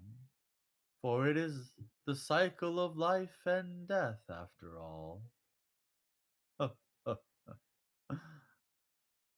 When you are ready, come and meet with me, for we, the treants, shall take you to safety.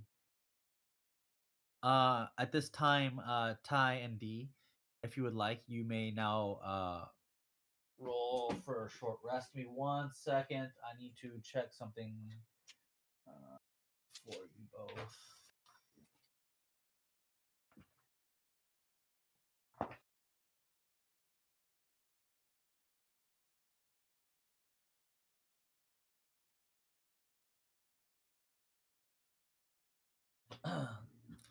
Say, yeah. Okay. I just wanted to double check something. Say, my friend, you both don't look so well. Are you all right? Definitely have been better. Had kind of a rough go of it through the pond. Yeah, This, I see. sadly, this is not the first place the pond brought us. Oh, I see you've been cursed by death. Would you allow me to alleviate you, my friend? Are you able to do that?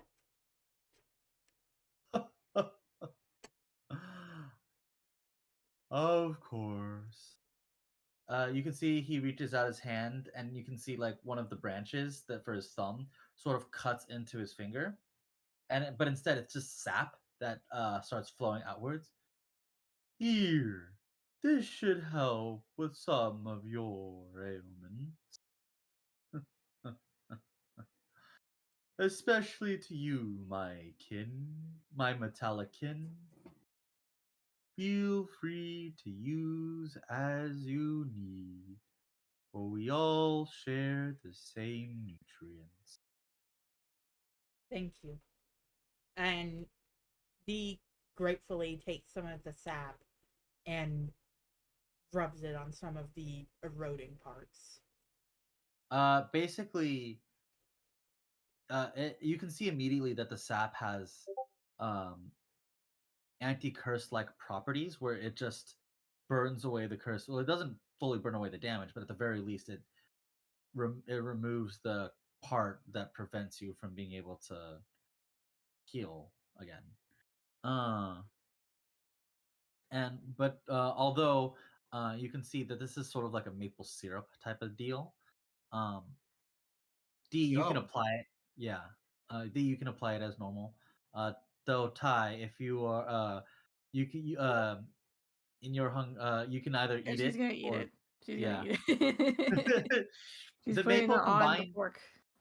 basically combining it with the pork, you get you in your face is essentially maple bacon right now, and like your eyes. Yes.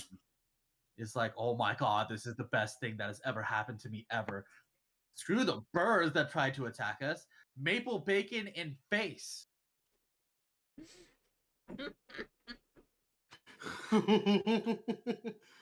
Also, the irony of that version of Tolstomir making friends with a maple tree. Yeah. Oh. Yeah. At this point, Ty, like you have devoured, like you've basically turned it into a skeleton. You've inhaled anything that can be inhaled, minus some bits that you know, you didn't need to. Maybe even some of the bones too. Yeah. Like the marrow right out of it. Yep. Yeah, she sucked all of the marrow. Like that is like surprisingly refined clean. Like basically the refinement process for that fucking skeleton was immaculate. That's how hungry Ty was. And man, Ty, that maple was really fucking good. So you sort of Gotta look get the at the recipe. tree. I know you sort of look at the tree. Still, like you don't want to be rude, but you do want more of the sap. Um, and he can sort of see. He looks at you after you look at him, like knowingly, like longingly. He's like, "My friend, please do not fret.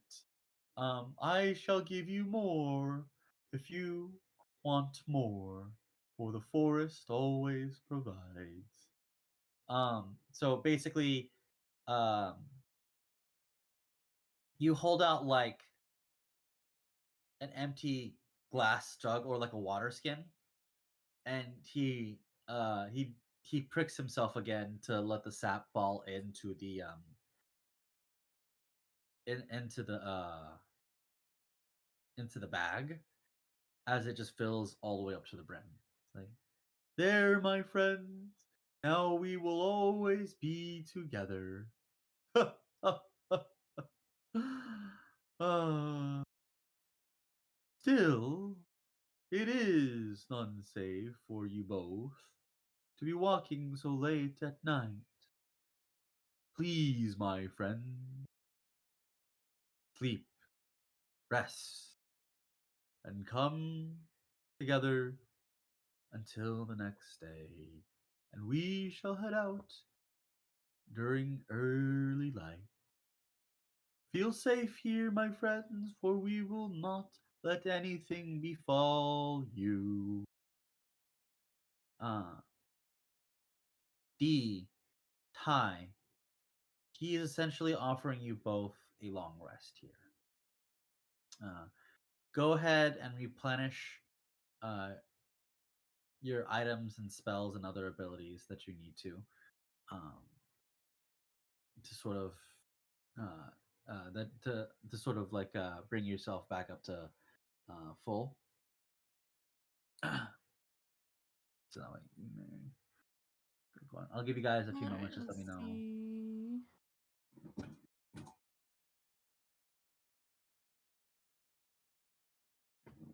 Hooray! You met Treebeard. Yeah. Yeah.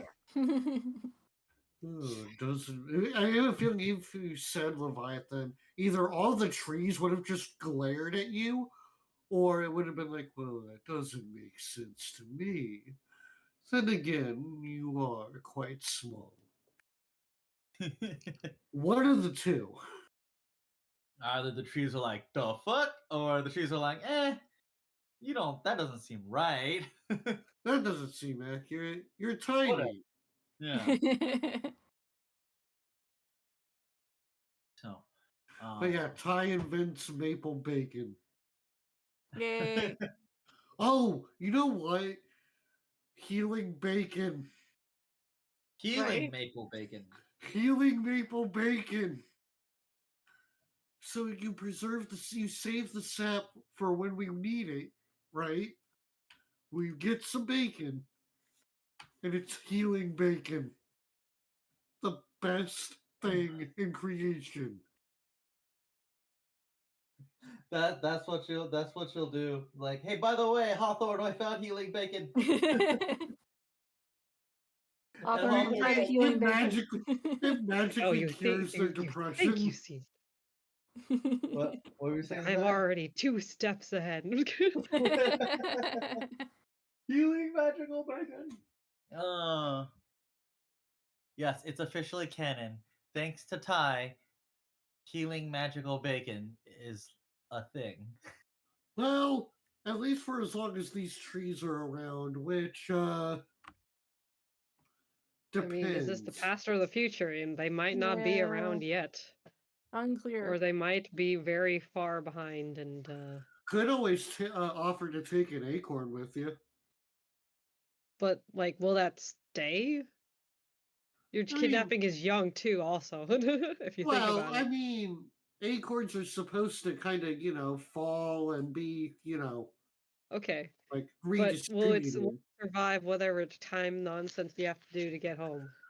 I imagine whenever we had to keep items stored that made it with us through the first time, it'll make it through again if we put it in that same receptacle. I mean, there's still acorns in the seed vault after decades. Yeah.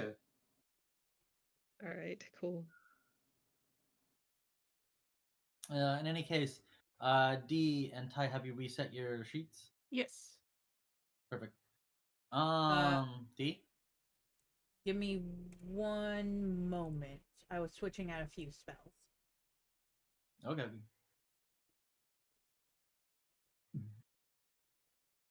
Maple bacon, maple bacon. Oh my god, millionaire bacon is so good. I learned the recipe for that too. It is I can't make that every day. Oh, there was a Korean barbecue or what was it, like Mongolian where something barbecue where we went and we cook our own food. Mm-hmm. I Oh yeah. tried cow tongue, and Ooh. it literally just tastes like roast beef or Philly steak, like a kind of a mix between the two. Yeah. Yeah. Oh, you know what's really good? Beef rib tips. Mm-hmm. God, I'm hungry. Ribs. God, okay. Anyway, Okay, I think I'm good. You good? Perfect. Yeah. As you two wake up in the morning, the treants the one that you met picks up both of you and places you on top of his head. Um, basically in a sort of makeshift like the branches have actually been set up in such a way with rope from someone previously to that way to be able to sort of just move between the rope and the tree branches, and it seems pretty sturdy, so you can basically hold on without too much fear of falling out if it gets rocky. I'm sorry, my friends, the friend of the forest. Let me know that he will see you at another time, perhaps. But until then, I shall take you to the people. Come on, friends, let us go. So you can see the treants, like they start to like they're originally like halfway through, right? But now you can sort of see them like clambering up, grabbing, like putting their hands with their tree branches down onto the grounds as they fully like stand upwards. Like these things are pretty big actually. They're, I would say, a huge creature, give or take. Um, and so the treants are just like, oh, and make sure you grab Tolstoy's spear so you can give it back to him. like you can sort of see. Speaking of the spear, you can see the spear by morning is gone. Okay, good. Yeah. Uh-oh, gross. So as you guys move along, the tree ants are sort of just a happy little group that are just moving. It takes a little time, so you have some time to talk to this tree ant and the others to see if they know a little bit more, any really truly anything about the situation that you're in, just because you are very far from home. um, Like, what year is it? yeah. Um, but in the distance, you see in the sky, um, flying ships, like very advanced ships. You've seen some of his technology. It's not quite as advanced as what you've seen Simon do. Like Simon's flagship. That is like technology far beyond technology. Um, but these are not bad either. These are like, wow, these things are pretty wild.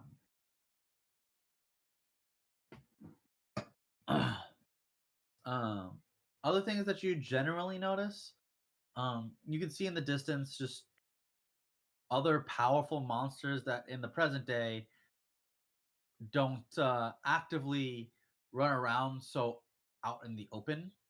um but you do see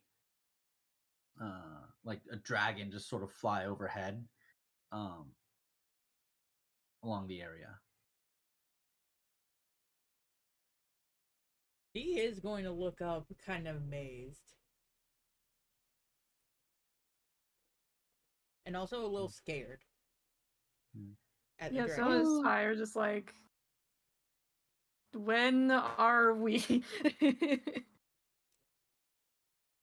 When are we?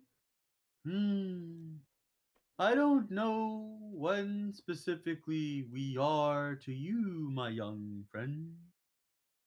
But in accordance with the humans at the very least, they call this time the nether they call sorry, they don't call the time.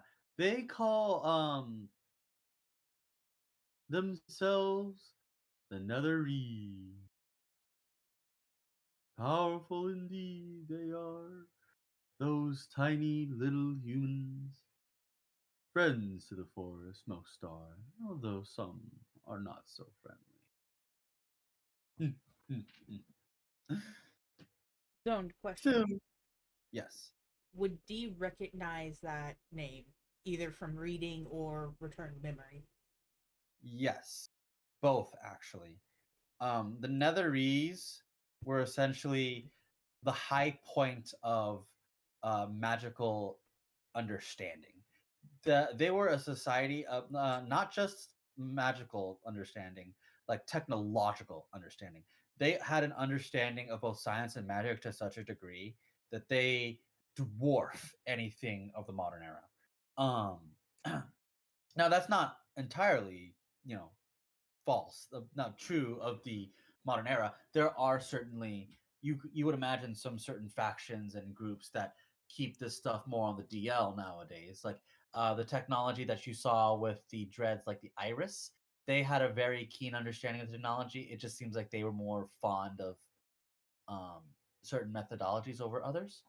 Um, Whereas someone like Theos, he seemed very aware of the situation around them, and you would imagine something like other powerful smiths and scholars and powerful individuals, just in general, they understand um, about this. The fall of the Netherese was famous because of what happened when one of their grand wizards, Karsus, Basically, go for it. yeah, quite basically, it is the story that highlights the epitome of wizard hubris. The Karsus, the man who decided he would try to become a god, and decided out of all the gods he could have replaced, he decided on the goddess of magic, Mistra, without knowing how how Mistra even commands the powers that she does, without understanding any of the controls and complexities of commanding the domain of magic. in usurping her, the entire weave collapsed on itself because it quite literally had an idiot for an operator. It's like if the night janitor tried to take control of the nuclear reactor because he saw a few buttons and switches and knew kinda what they did. I think, if I remember correctly, Karsus that's sort of true, but Karsus actually understood magic very, He very did. well. He did, but like compared to the literal Mishra. goddess of magic, It was so. What happened was that Karsus is very famous. Everyone knows this story, regardless of era, dimension, time. Well, in the modern day, everyone knows that Karsus. Basically, what happened. The more nuance of it was that Karsus um had realized what he had done, because in that split second between the transition between him and Mistra, that fucked up the weave a lot, because there was no one to control the weave, which is why it imploded. Because there was no, he didn't, like, it's like when you want to pass something over to someone, when someone wants to hold something that you're holding, you don't just remove the person and then grab it, because it'll fall to the ground.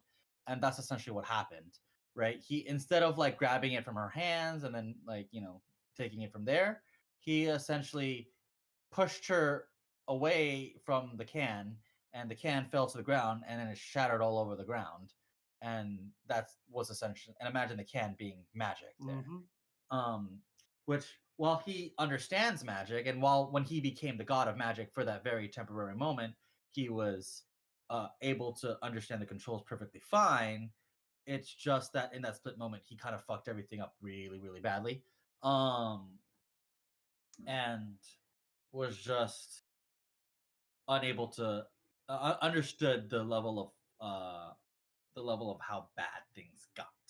So he eventually returned that power to Mistra on his own volition, which I believe it killed him.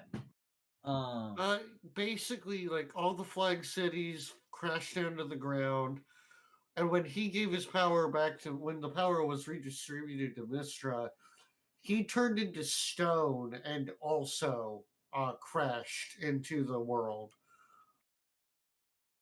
Yeah. Hmm. At least so the legends say. So the legends say.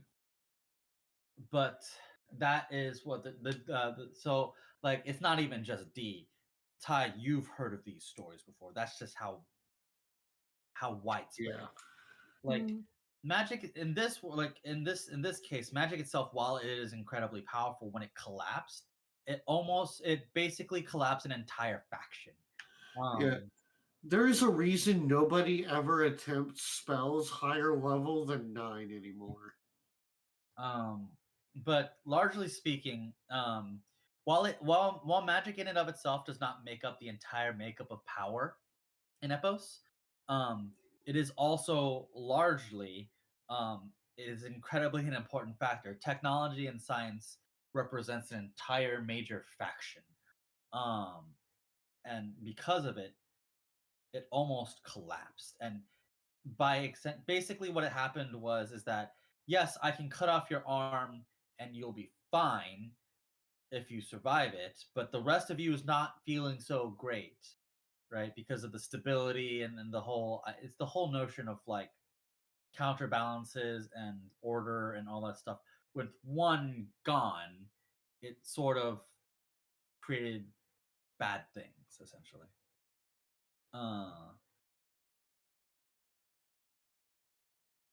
In this particular case, that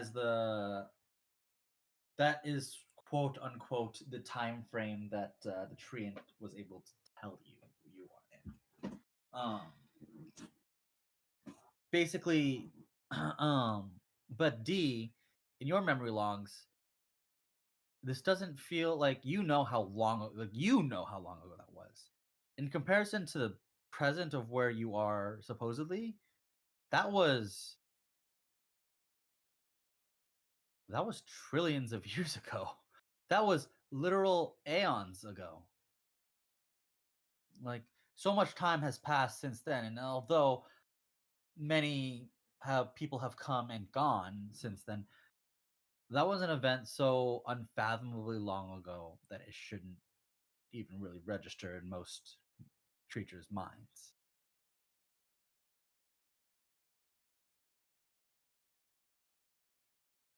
That was a time. So that was a time of myth and legend. No, It's a time of myth and legend, not. It's one of the many times of myth and legend, but currently, according to what he is saying and for what you understand, you are currently in that time.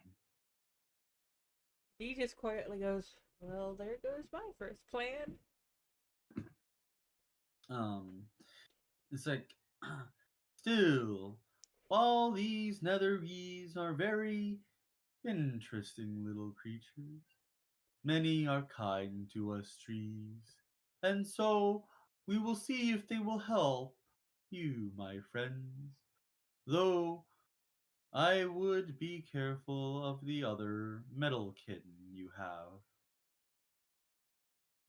He's referring to you, Dee. Uh,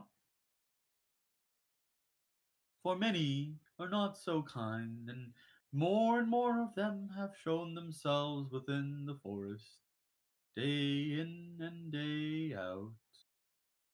Hmm.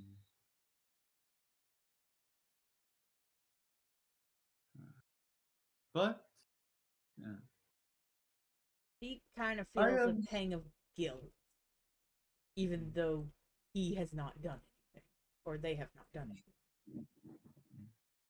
Uh, you can sort of sense that the treant wasn't saying so like to be rude and like saying, trying to tell you like, hey, your guys hurt a lot of people. It's more so along the lines of, hey, like guys that look like you may not be as nice as you. Be cautious of them. Oh yeah, Um, no. Dee knew what they were saying. I meant like Dee feels a pang of guilt because they did not know this beforehand. Like Dee knows near nothing about their kind. That was what I meant. But yeah, continue. yeah. Um, it takes you guys got off at the crack of dawn, so it does take about a half a day. So you are there, I would say, at least to 2 o'clock. Um, by the time you get there, but you start to see civilization, although way more modern than like you are aware of. It sort of seems like the technology that you saw with the iris seems more commonplace than anything on the ground levels, but you could see magic being used a little bit more frequently, and you can feel other powers being way more frequent than normal. And as the treants walk over, you can sort of see um,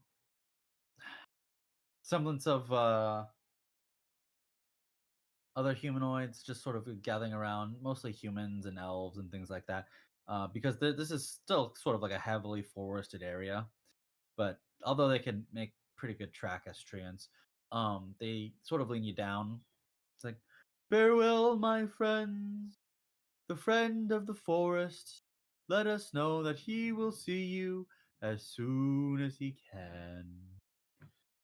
Take care.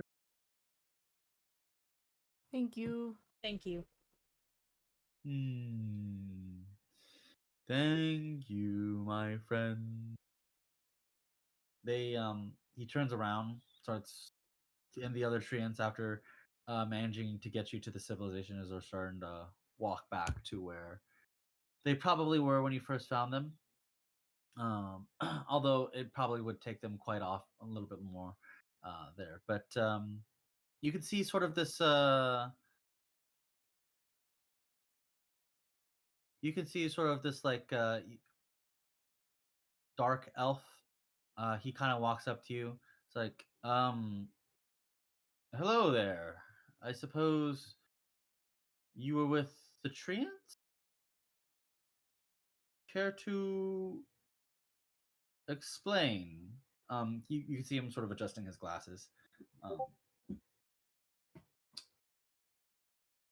Is there specifically who are you and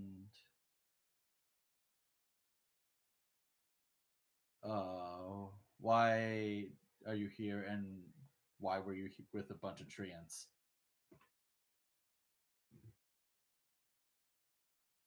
We got lost in the forest. We're not. Ty's just like nodding, very like just yeah. We were lost.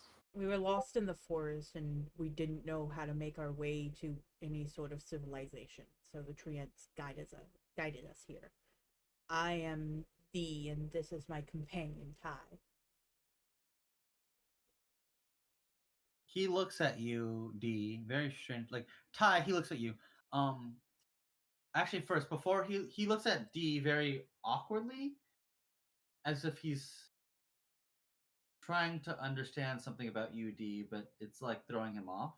So he looks at you, Ty. Ma'am, are you this forge's handler? Uh, no. He can handle themselves just fine. Lunch.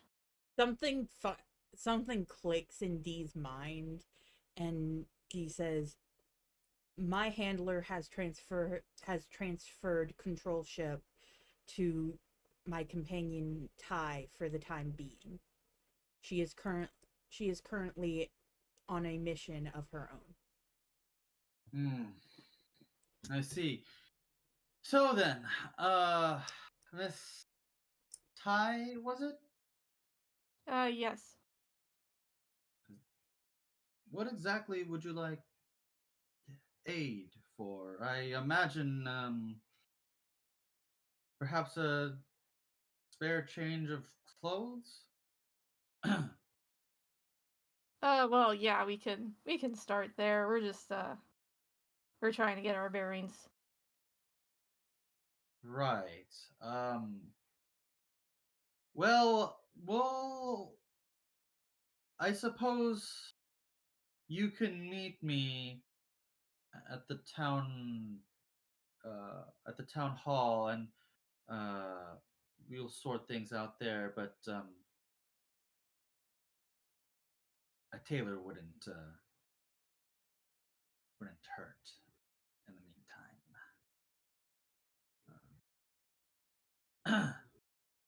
So, well, I suppose I'll see you then. Basically, the man sort of adjusts his glasses again and sort of walks off, kind of flustered, but like he is more confused, if anything, because for one, um, D is sort of talking on their own. Two, but both of you came in with a group of treants, and three, you guys essentially have nothing on you. Yeah. I mean that Dee kind of He's figured kind of that emerged from the wouldn't make forest. that wouldn't make any difference with Dee, because Dee is like, D looks normal. yeah, Ty is covered in leaves. Ty looks insane. Yeah. Ty is covered in a cloak. She has. Oh Korrak's right, cloak. she has the time cloak. Yeah. Yeah, no, she has his cloak, Mm-hmm. but To get through the. yeah. For let's just say for ease, there was also a small pouch of gold, that was there at the camp that the treants had given to you, as saying that the friend of the forest managed to managed to have some for you, to use as you needed. It was sort of enough to buy a little bit more food, maybe a lodging, and obviously clothes, for Ty, um, depending on how you spent it. But I would say in total he left about 10 pieces of gold. Okay. So, yeah. With it, you managed to get yourselves together. Man, it's amazing how long gold has stayed a currency. I don't know. Planet must be Very like impressive, fucking Stan. filled with it. Like, damn. That's what happened when one of the dimensions is the Earth dimension. Infinite freaking ore. So we're That- fucking around with Minecraft. That's what happens when you have a spell that can actually turn shit into gold. Yeah. Yeah, that makes sense. Still, after some time, you sort of discover that as you walk through this area, you manage to obviously get some more clothings, and you can see that the seamstress there, she's like basically took you in and got you a pair of clothes, and because she felt the need that you needed your dignity, and she was pretty quick to get you Wait, I something. thought Ty would have already had clothes from the. She put it. I remember, if I remember correctly, she put it aside again because she doesn't remember what was from. Yeah, Yeah, because we that all was unequipped it. yeah, because we Oh. decided it was before. Oh, okay. And then we jumped didn't in. know. Yeah. So we Yeah. didn't know. We were just like, what are these? I'm gonna put this over with my other stuff that I don't want to get Yeah. lost in the pool. We don't know it's Okay. magical. We don't know it came from the time pool too, Yeah. because none of us remember. And then, It's like- we talked to the beast later. He's like, that would have been fine, right? Shit. Yeah. No, we don't know because we That's don't know like where they came her- from. Yeah, I've been thinking of it as like her when she was putting all of her stuff aside, just like, I don't remember that. Okay, whatever. It's going in the pile. I don't have the time. The beast You're is like, I staring don't at me. remember this He's bit. gonna toss me in. The beast is like, I will yeet you in there. Yeah. Yeah. How old are you? Do you know how to swim? No. How old are you? I'm Yeet. 100 years old. You're Uncles a at fucking pools. infant. Yeet. Yep. Anyway. Yeah, anyway, so she got some clothes. So, but these are a little, not just, these are weird. They're sort of, they're not the same level. Like they're not like they're very comfortable. Don't get me wrong, but these are like,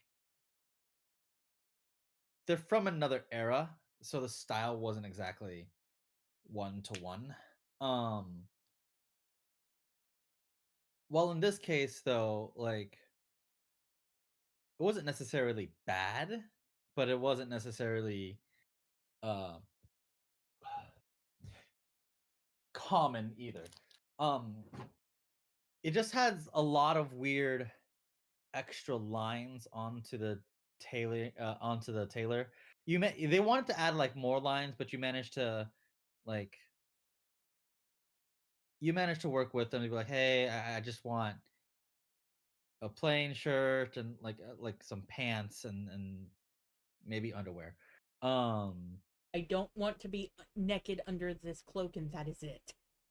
Yeah, pretty much. Yeah. You didn't need nothing fancy. You managed to haggle with them, and you successfully managed to tell them, okay, this is what I want. Like, okay, I get it. Right.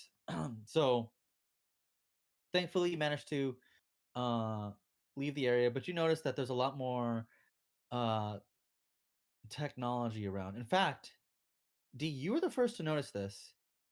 There are others of your kind. They look exactly like you, but the only key difference between you and them, D, is that you could see weapons of war sort of like attachments. Like some with extra limbs, others with bigger bulks, but they all essentially boil down to the same thing. And you're excited to see. It's not quite seeing others of your kind. You've met others before. This is not new to you, but meeting more of your kind just so readily common nowadays, it is a sight to behold. And it's different because unlike the ones from the modern day, they weren't quite the same as you. Almost as if they couldn't quite keep up with you. But these ones seem like foot and step the same.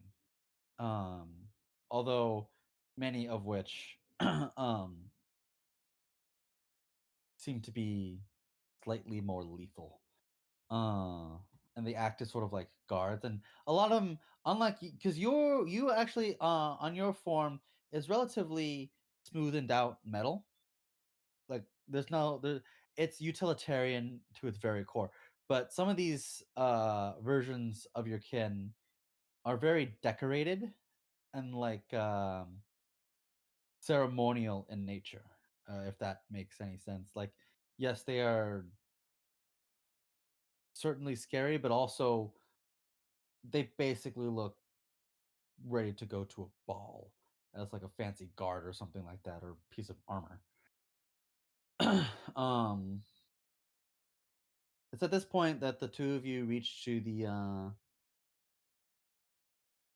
the town hall, right, where you are sort of ushered into an office space where this gentleman is sitting. Now, this man wasn't the mayor or main leader, but he's one of the governing bodies there. He's uh, more than likely he deals with uh, external relationships with other groups and people, which is why he was the first one to step up. So you see this dark elf. He looks to be, I would say, age-wise, he looks to be in his 20s-ish, give or take. But freaking elves, you don't know how old he is.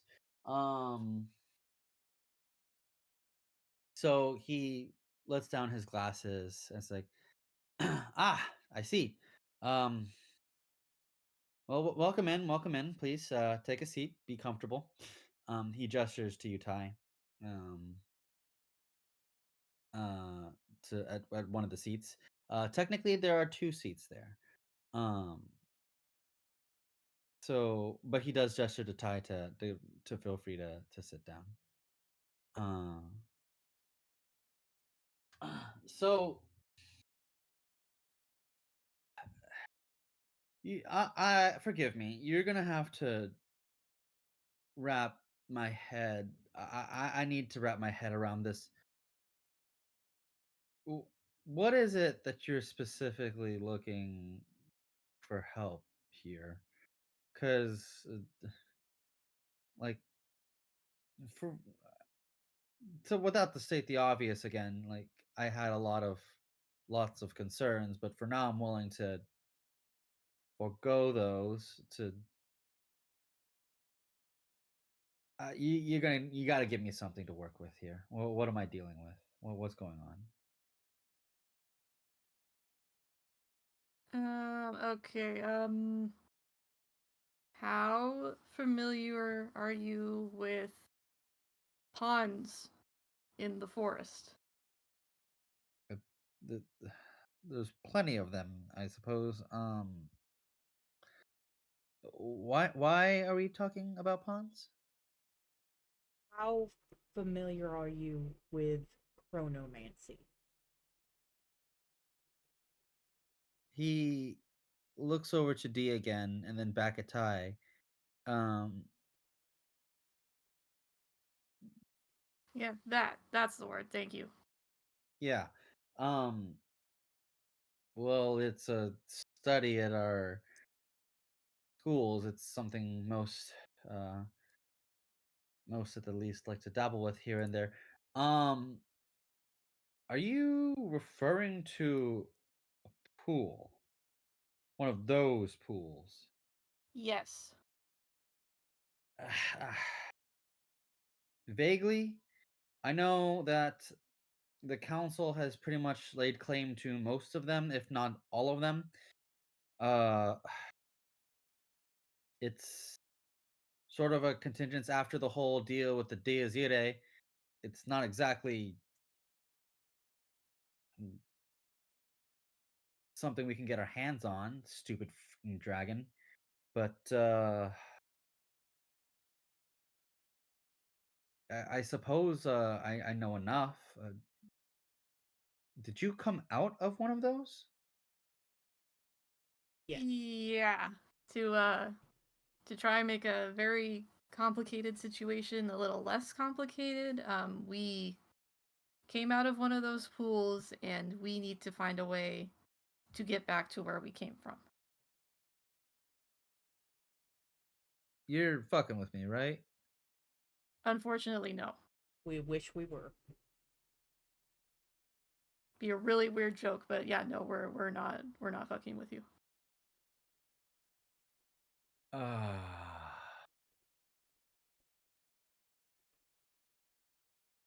You can just sort of see him like in a stunned silence.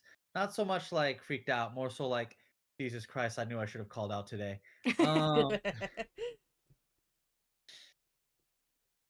Okay, well,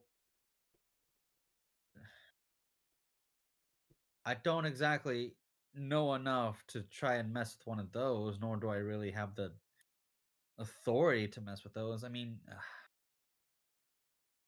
maybe General Wright could do something, but I don't know if he could. This is not really his wheelhouse.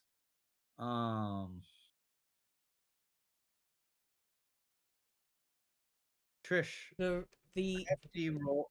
huh? Go ahead. What were you gonna D- say? Oh, Dee was going to say the Wright brothers exist, or the Wrights exist. Yes. Do you know? In our Never time, mind. we did. Right. Okay. Well, good to hear the general's line still exists.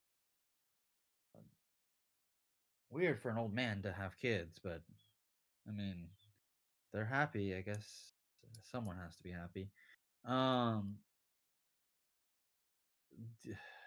Yes. General Wright is one of the Netherese's most prominent military officers to ever exist. Alongside our technological department, the two of them together created technologies far beyond anything that we could have hoped for. And while magic has always been something that we've excelled at, uh, the two of them together are the reason why we are able to have the technology that we do even now. This should be commonplace in your era, yes? Not exactly. Yeah. Spoilers. In our time is many, many, many years in the future from here. We do not. Dee thinks and decides to do a small white lie.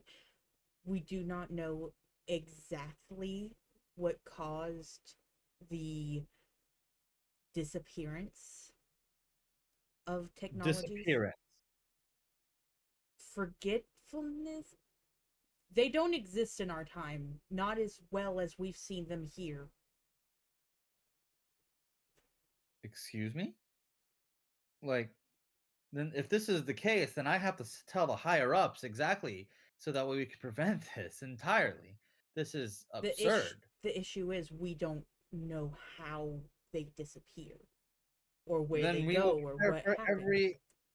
then we'll prepare for every and any occurrence. We'll redouble our efforts, I suppose, then. God damn it, D, you just stepped on a butterfly. We were gonna step on like 5 anyway. We're in the past trying to get back to the future, and we have to talk with people. And we don't even know if this is our past. Actually, Dee is going to say that. I will tell you that we don't know if your future is our future. Let me solve that really quickly. He pulls out a device, like from his waist. A device? Yes, he pulls out a device of some kind. And he presses a small button on this like small square. It's no bigger than the size of his thumb, but he presses it with his finger, and it scans the both of you, and then it scans the area, or like the basically the entire room. Um, and it's a confirmed match.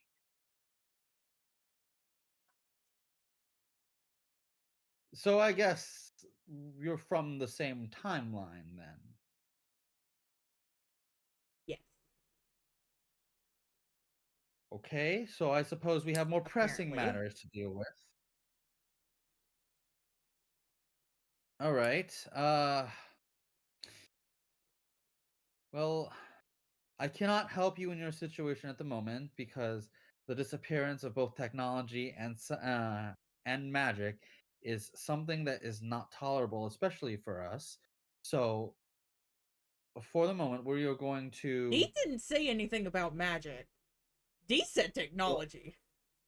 Yeah, but for them, it's essentially they're very heavily intertwined. Ah. Um, because it's like I cannot help you, unfortunately. Uh, if what you say is true, then something is very, very wrong, and we must take precautions to prevent it from happening. D is going to say, fair warning, we don't know how far in the future it's going to happen. So it could be during your generation, it could be in the eons in the future that it happens. Our generation. Okay. So then, I'm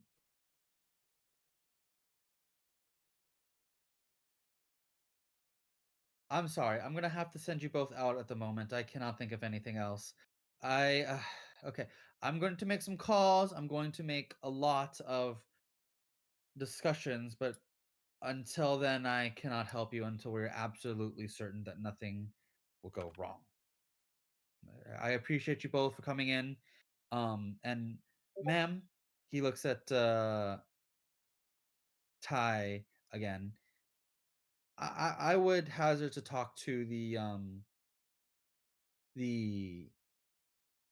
what do you call it? The mechanic. I would hazard to talk to the mechanic again, to see if the inhibitor chip is somehow malfunctioning, as many times your as many times your your ward has spoken out of turn. Do I still have No, you do not. that? You don't even have D one. is saying that Okay, under yeah. their breath. like like Ty is like, okay, you know what? Yeah, I will have a conversation about that. Thank you. Uh-huh. Please, here, if you here's the here's the card. Here. He basically writes something down, but the problem is, Ty, you can't read it. It's an old common, very old common. It's the D gets has a slightly excited look. it's yeah. So, He basically basically they handed me something in Old English. yeah. He hands you two different cards. One of them is he's saying that it's for the mechanic itself, and the other is for his own personal card that um they're going to try, like, basically he's going to try and fix he's going to basically try and talk with many of the other higher ups and change the potential future that could befall them, and they would rather not have that happen. Um so Secret society. Yeah, so basically he has the other two versions of UD, like the other two of your kind, sort of not forcefully, but you can kind of get the gist that they are ushering you out um with immense urgency before the front doors of the town hall are quickly shut in front of you. Um with a sign that says and very old common again. Ty can't read at all. It says, please come again at another time. Thank you for your patience. Uh, D is going to inform Ty that D is able to read it, just it's like if Ty was reading something in another language that they knew that was not their first language. Mm-hmm. Okay. Now go talk to So- your papa. Yeah. Um, Dee isn't sure that Dee wants to do that. Dee doesn't want an inhibitor chip. No, Well, we're not doing that.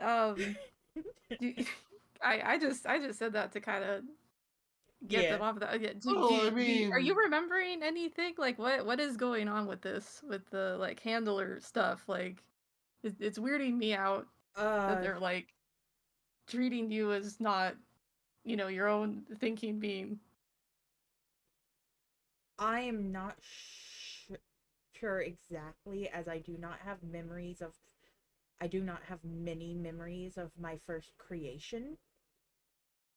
But when I was first reinstated by my mother, I did have programming that told me to follow whatever orders my handler gave me, which was her. It was my mother who taught me to become more, well, me. I evolved. Okay. D, you also realize that this mechanic person um had the same nameplate as the man that you saw in your memories from the very few glimpses, the one who passed away. The one who told you you were designed to protect those who could not protect themselves. Um it had the same exact name. But you also realize, so basically, because some of your system is faulty, some of your systems as of right now is faulty because of the situation that you found yourself in. And even with your expertise in technological advancements and your ability to modify some certain features, you're still ultimately you're unable to fully reclaim a lot of your um, subroutines and systems. Like a lot of the times they're drawing blanks for you. Yeah, I He as might be Trisha imagine that like a lot of the wires got chewed through in the thousands of years that Dee was a tree. Yeah, and there's no technology in the modern day aside from anyone touching themselves to be able to fix that. Okay, real quick. Is there any? Is Lavender gonna do anything in the future, or should No, the session's about to wind down now. I'm just Okay, I actually have to go do something real quick, so I guess I'll just go. okay. Bye, Lavender. Okay. Thanks for the session. Bye. Yeah. But yeah, it genuinely might be a decent idea. You don't have to get the inhibitor chip, but Yeah. Does the card that the dude gave Ty have the same name on it? Yes, Okay. the mechanic, because yeah, he we is could both the go. progenitor and the one who maintains them. Yeah, we could go talk to them if you want to, but the yeah, actual- I'm not doing whatever it is they were suggesting that they do. Yeah, Dee, I'm to not say about thank taking you. away anyone's free will. This is wild to me, but yeah. Dee actually Also- asked. Sorry. Go ahead, ask real quick.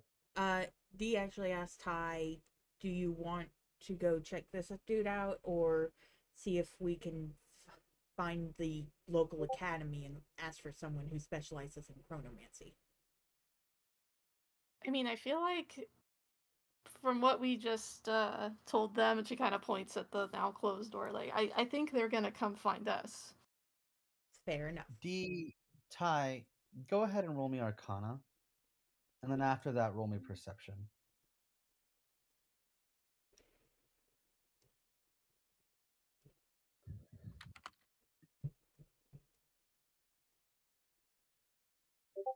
Okay, That's Arcana. that's pretty good. That's our. Whoops. God damn it, a 1. That was Arcana. D gets Okay. hit in the head with a tree branch. Sources. Give me back my sheet. Okay.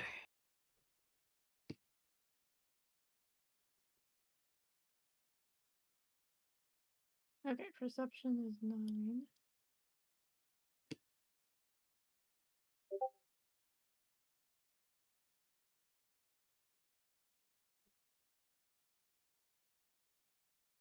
And that was perception. That was my perception. I'm rolling really good tonight. Yeah. So Ty,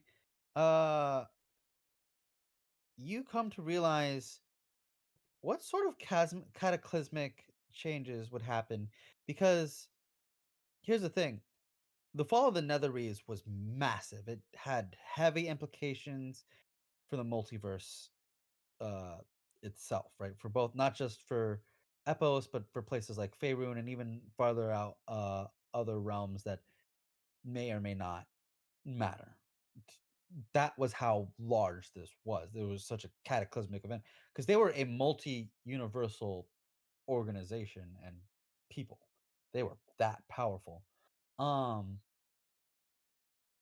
what happens when people who were not supposed to know about their fate suddenly now all focus on that specific thing? Ah, Yeah. You see, uh D, you feel this sort of second. Ty, you feel a magical pulse just beat throughout the entirety. It's like it's not just within the area, but the entire, you can see the sky just pulse with magic. Um Almost instinctively, like some nerves were just like set on fire, as if the world had a muscle that was atrophied, but now it's in motion. Who's Whenever something that cataclysmic happens in terms of time, do you remember who usually prevents that?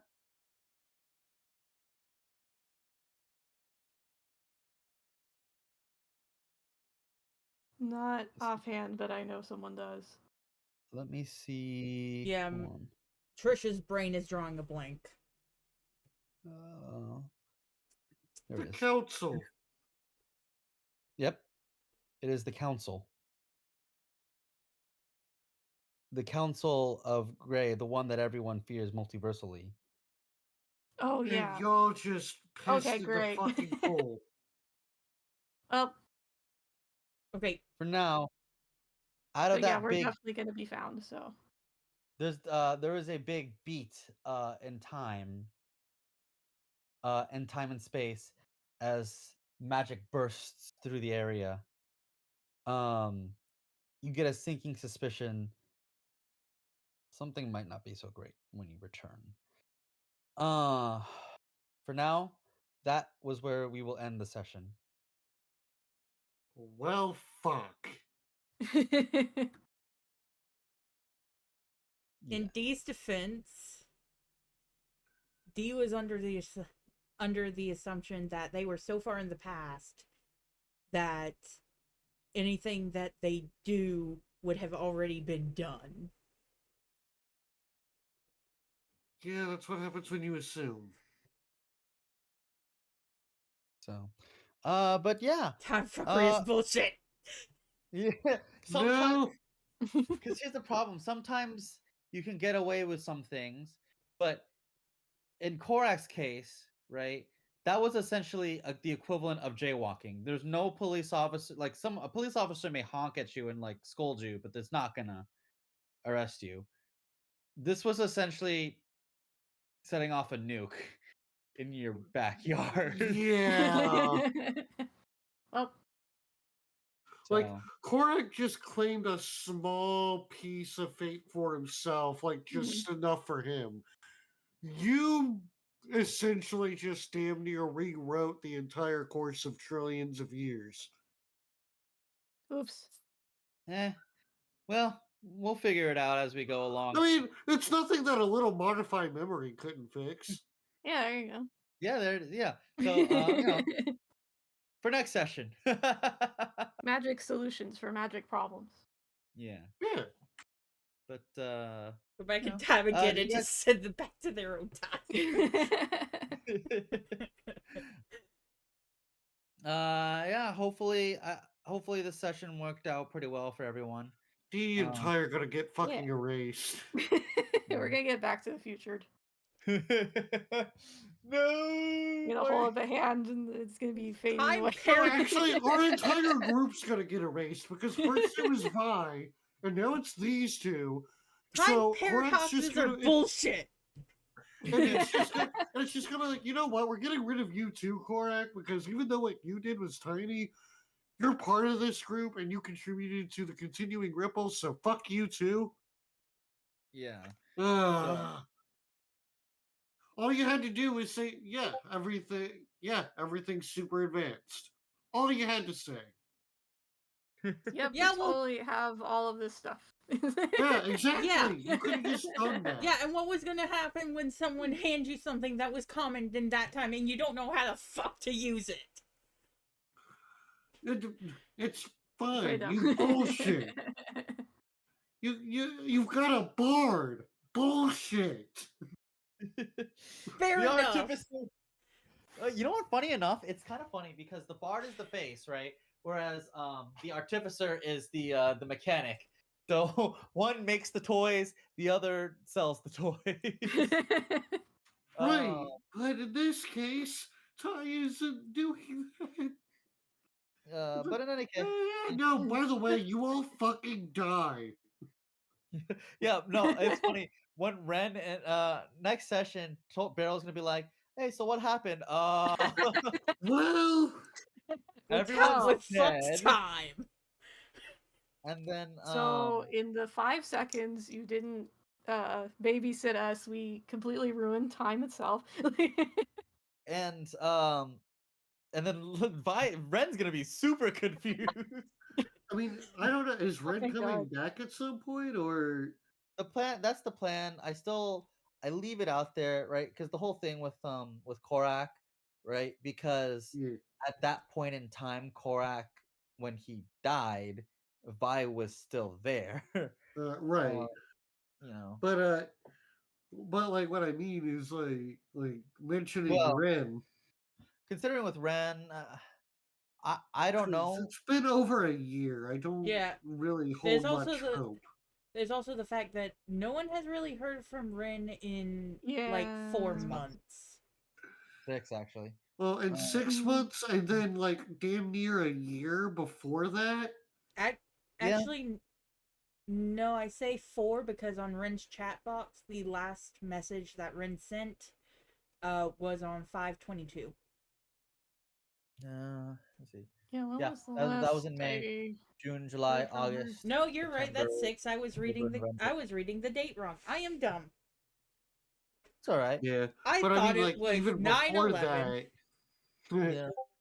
even before that, then it was like there was those messages, but like before those popped up, it was still like almost a year.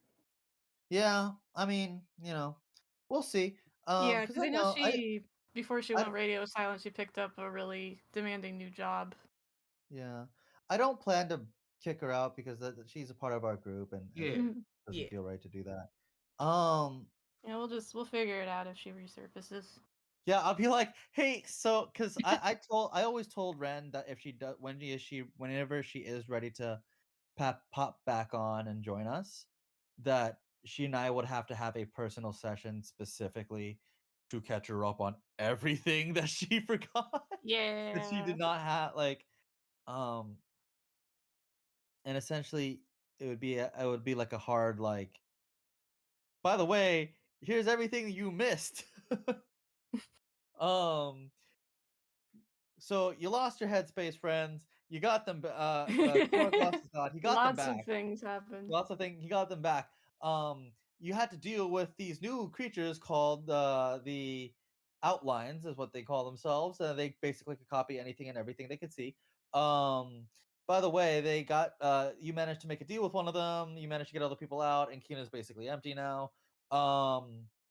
Yeah, the small town village thing, oh, by the way, is It's also now a thriving settlement. is now a thriving settlement. You guys went down to you met one of the Big Ten great faction leaders, which is Simon Wright. He has a really powerful ship as his flagship, and he's also bonded with one of the most busted hands to exist, one of the most busted dreads to ever exist. Then you met another one, which name is the Relentless Beast. He wasn't so nice. You guys defeated a Trask. You stuck your hand in pool. You met Theos again, but this time younger, and then you met his kids. And then Forgot all about it. forgot all about it. Many of you stuck your hand in the pool of time, but this one's really powerful. You know, Yeah. on and on and on. You know, The fuck I just time. Look, not only you know did we beat it, what? we just completely messed it up. Like, honestly, it's like I would have expected to. I would have thought that Dee would have been like, "Hold on, maybe I shouldn't tell these people that they eventually fade with time. Like, these are mages. Hubris is their bread and butter. Like, they think they can do fucking anything right now." Okay. Dee just got attacked by crows. They are in a different time. They've been through some shit. Dee is not thinking with their brain. But that's what you do as an artificer. Either way, it's been very Yeah, fun. Korrak's It just like, was a fun session. Thank you. yeah, Yeah, Korrak's it just was like, very fun. Lavender, I don't feel so good. Oh god. Lavender's like, what the fuck just happened? And then they do Oh it, my then they God. vanish too. Yeah. Alrighty. But in this case, I will see you guys all next session, hopefully. I'm not sure if I will run these next few weeks just because it'll be busy for me. You But understand. I'll let you guys know by Wednesday at the very least. Okay, All we'll right. keep an eye out. Alrighty. You guys have a good night. Hopefully you two can unfuck the situation. Yes, we'll try our best. Alright. Good night. All right, good night. Night. Night. Good night. Oh, Yeah. god damn it. Okay. There's also the thing of at any- Basic time travel etiquette. There's also the thing of Ty at any time could have said, "Ignore my Warforged. It is broken." Yeah, but as we've established, everybody here has a -1 to intelligence. You were supposed to be the brainstem. Dee is smart. Trisha is dumb. Trisha has a -1 to wisdom. God damn it. Actually, that wouldn't be intelligence. It would be wisdom. Yeah, no, that's fair. Yeah, and Dee has a 1 in wisdom. You know what? That's supposed to be more wise than most normal people. Dee is wise in the sense of mother taught me not. Emotions. Yes. Emotions, not time travel etiquette. Yeah, Dee is wise in the sense of socially wise, not we're in the future or we're in the past. Don't fuck shit up wise. God, oh man. Eh. You're gonna come back, you're gonna get back to the future, and Korrak's gonna be gone. Either that or the council is going to to go erase back you into two. it's gonna go back into the past like 5 minutes and just be like no and send us to where we're supposed to be. Right? I mean, that's a way to get back to where you need to be. Just fuck things up so the council has to put you back in the right place. Or the dude we told will wind up dead in the river.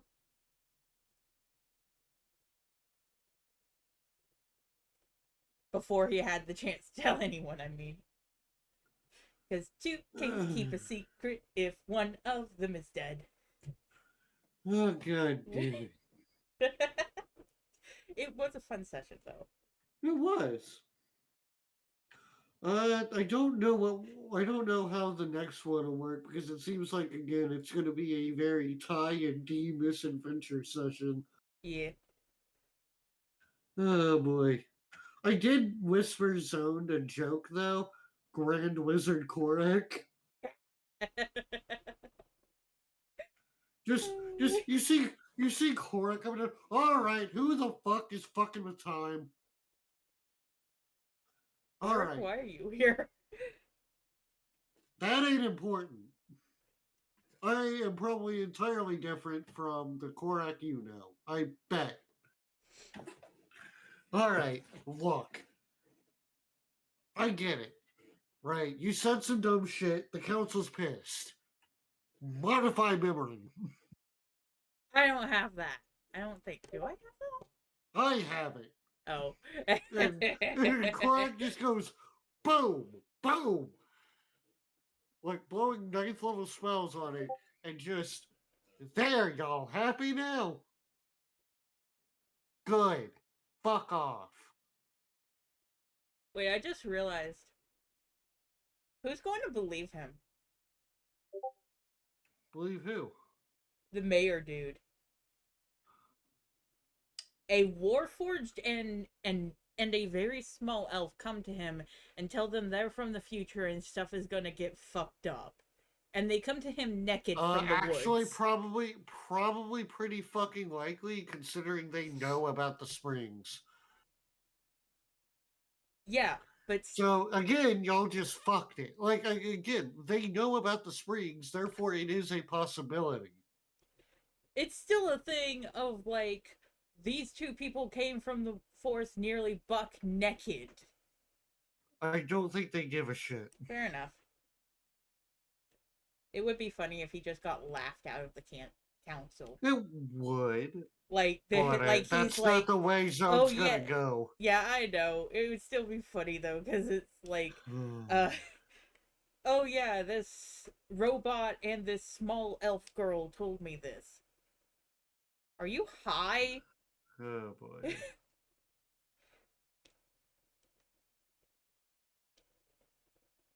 I also had the thought of if they confront us about it, we're just going to say, oh no, we were fucking high. I saw that in a vision. We still have shit in the future.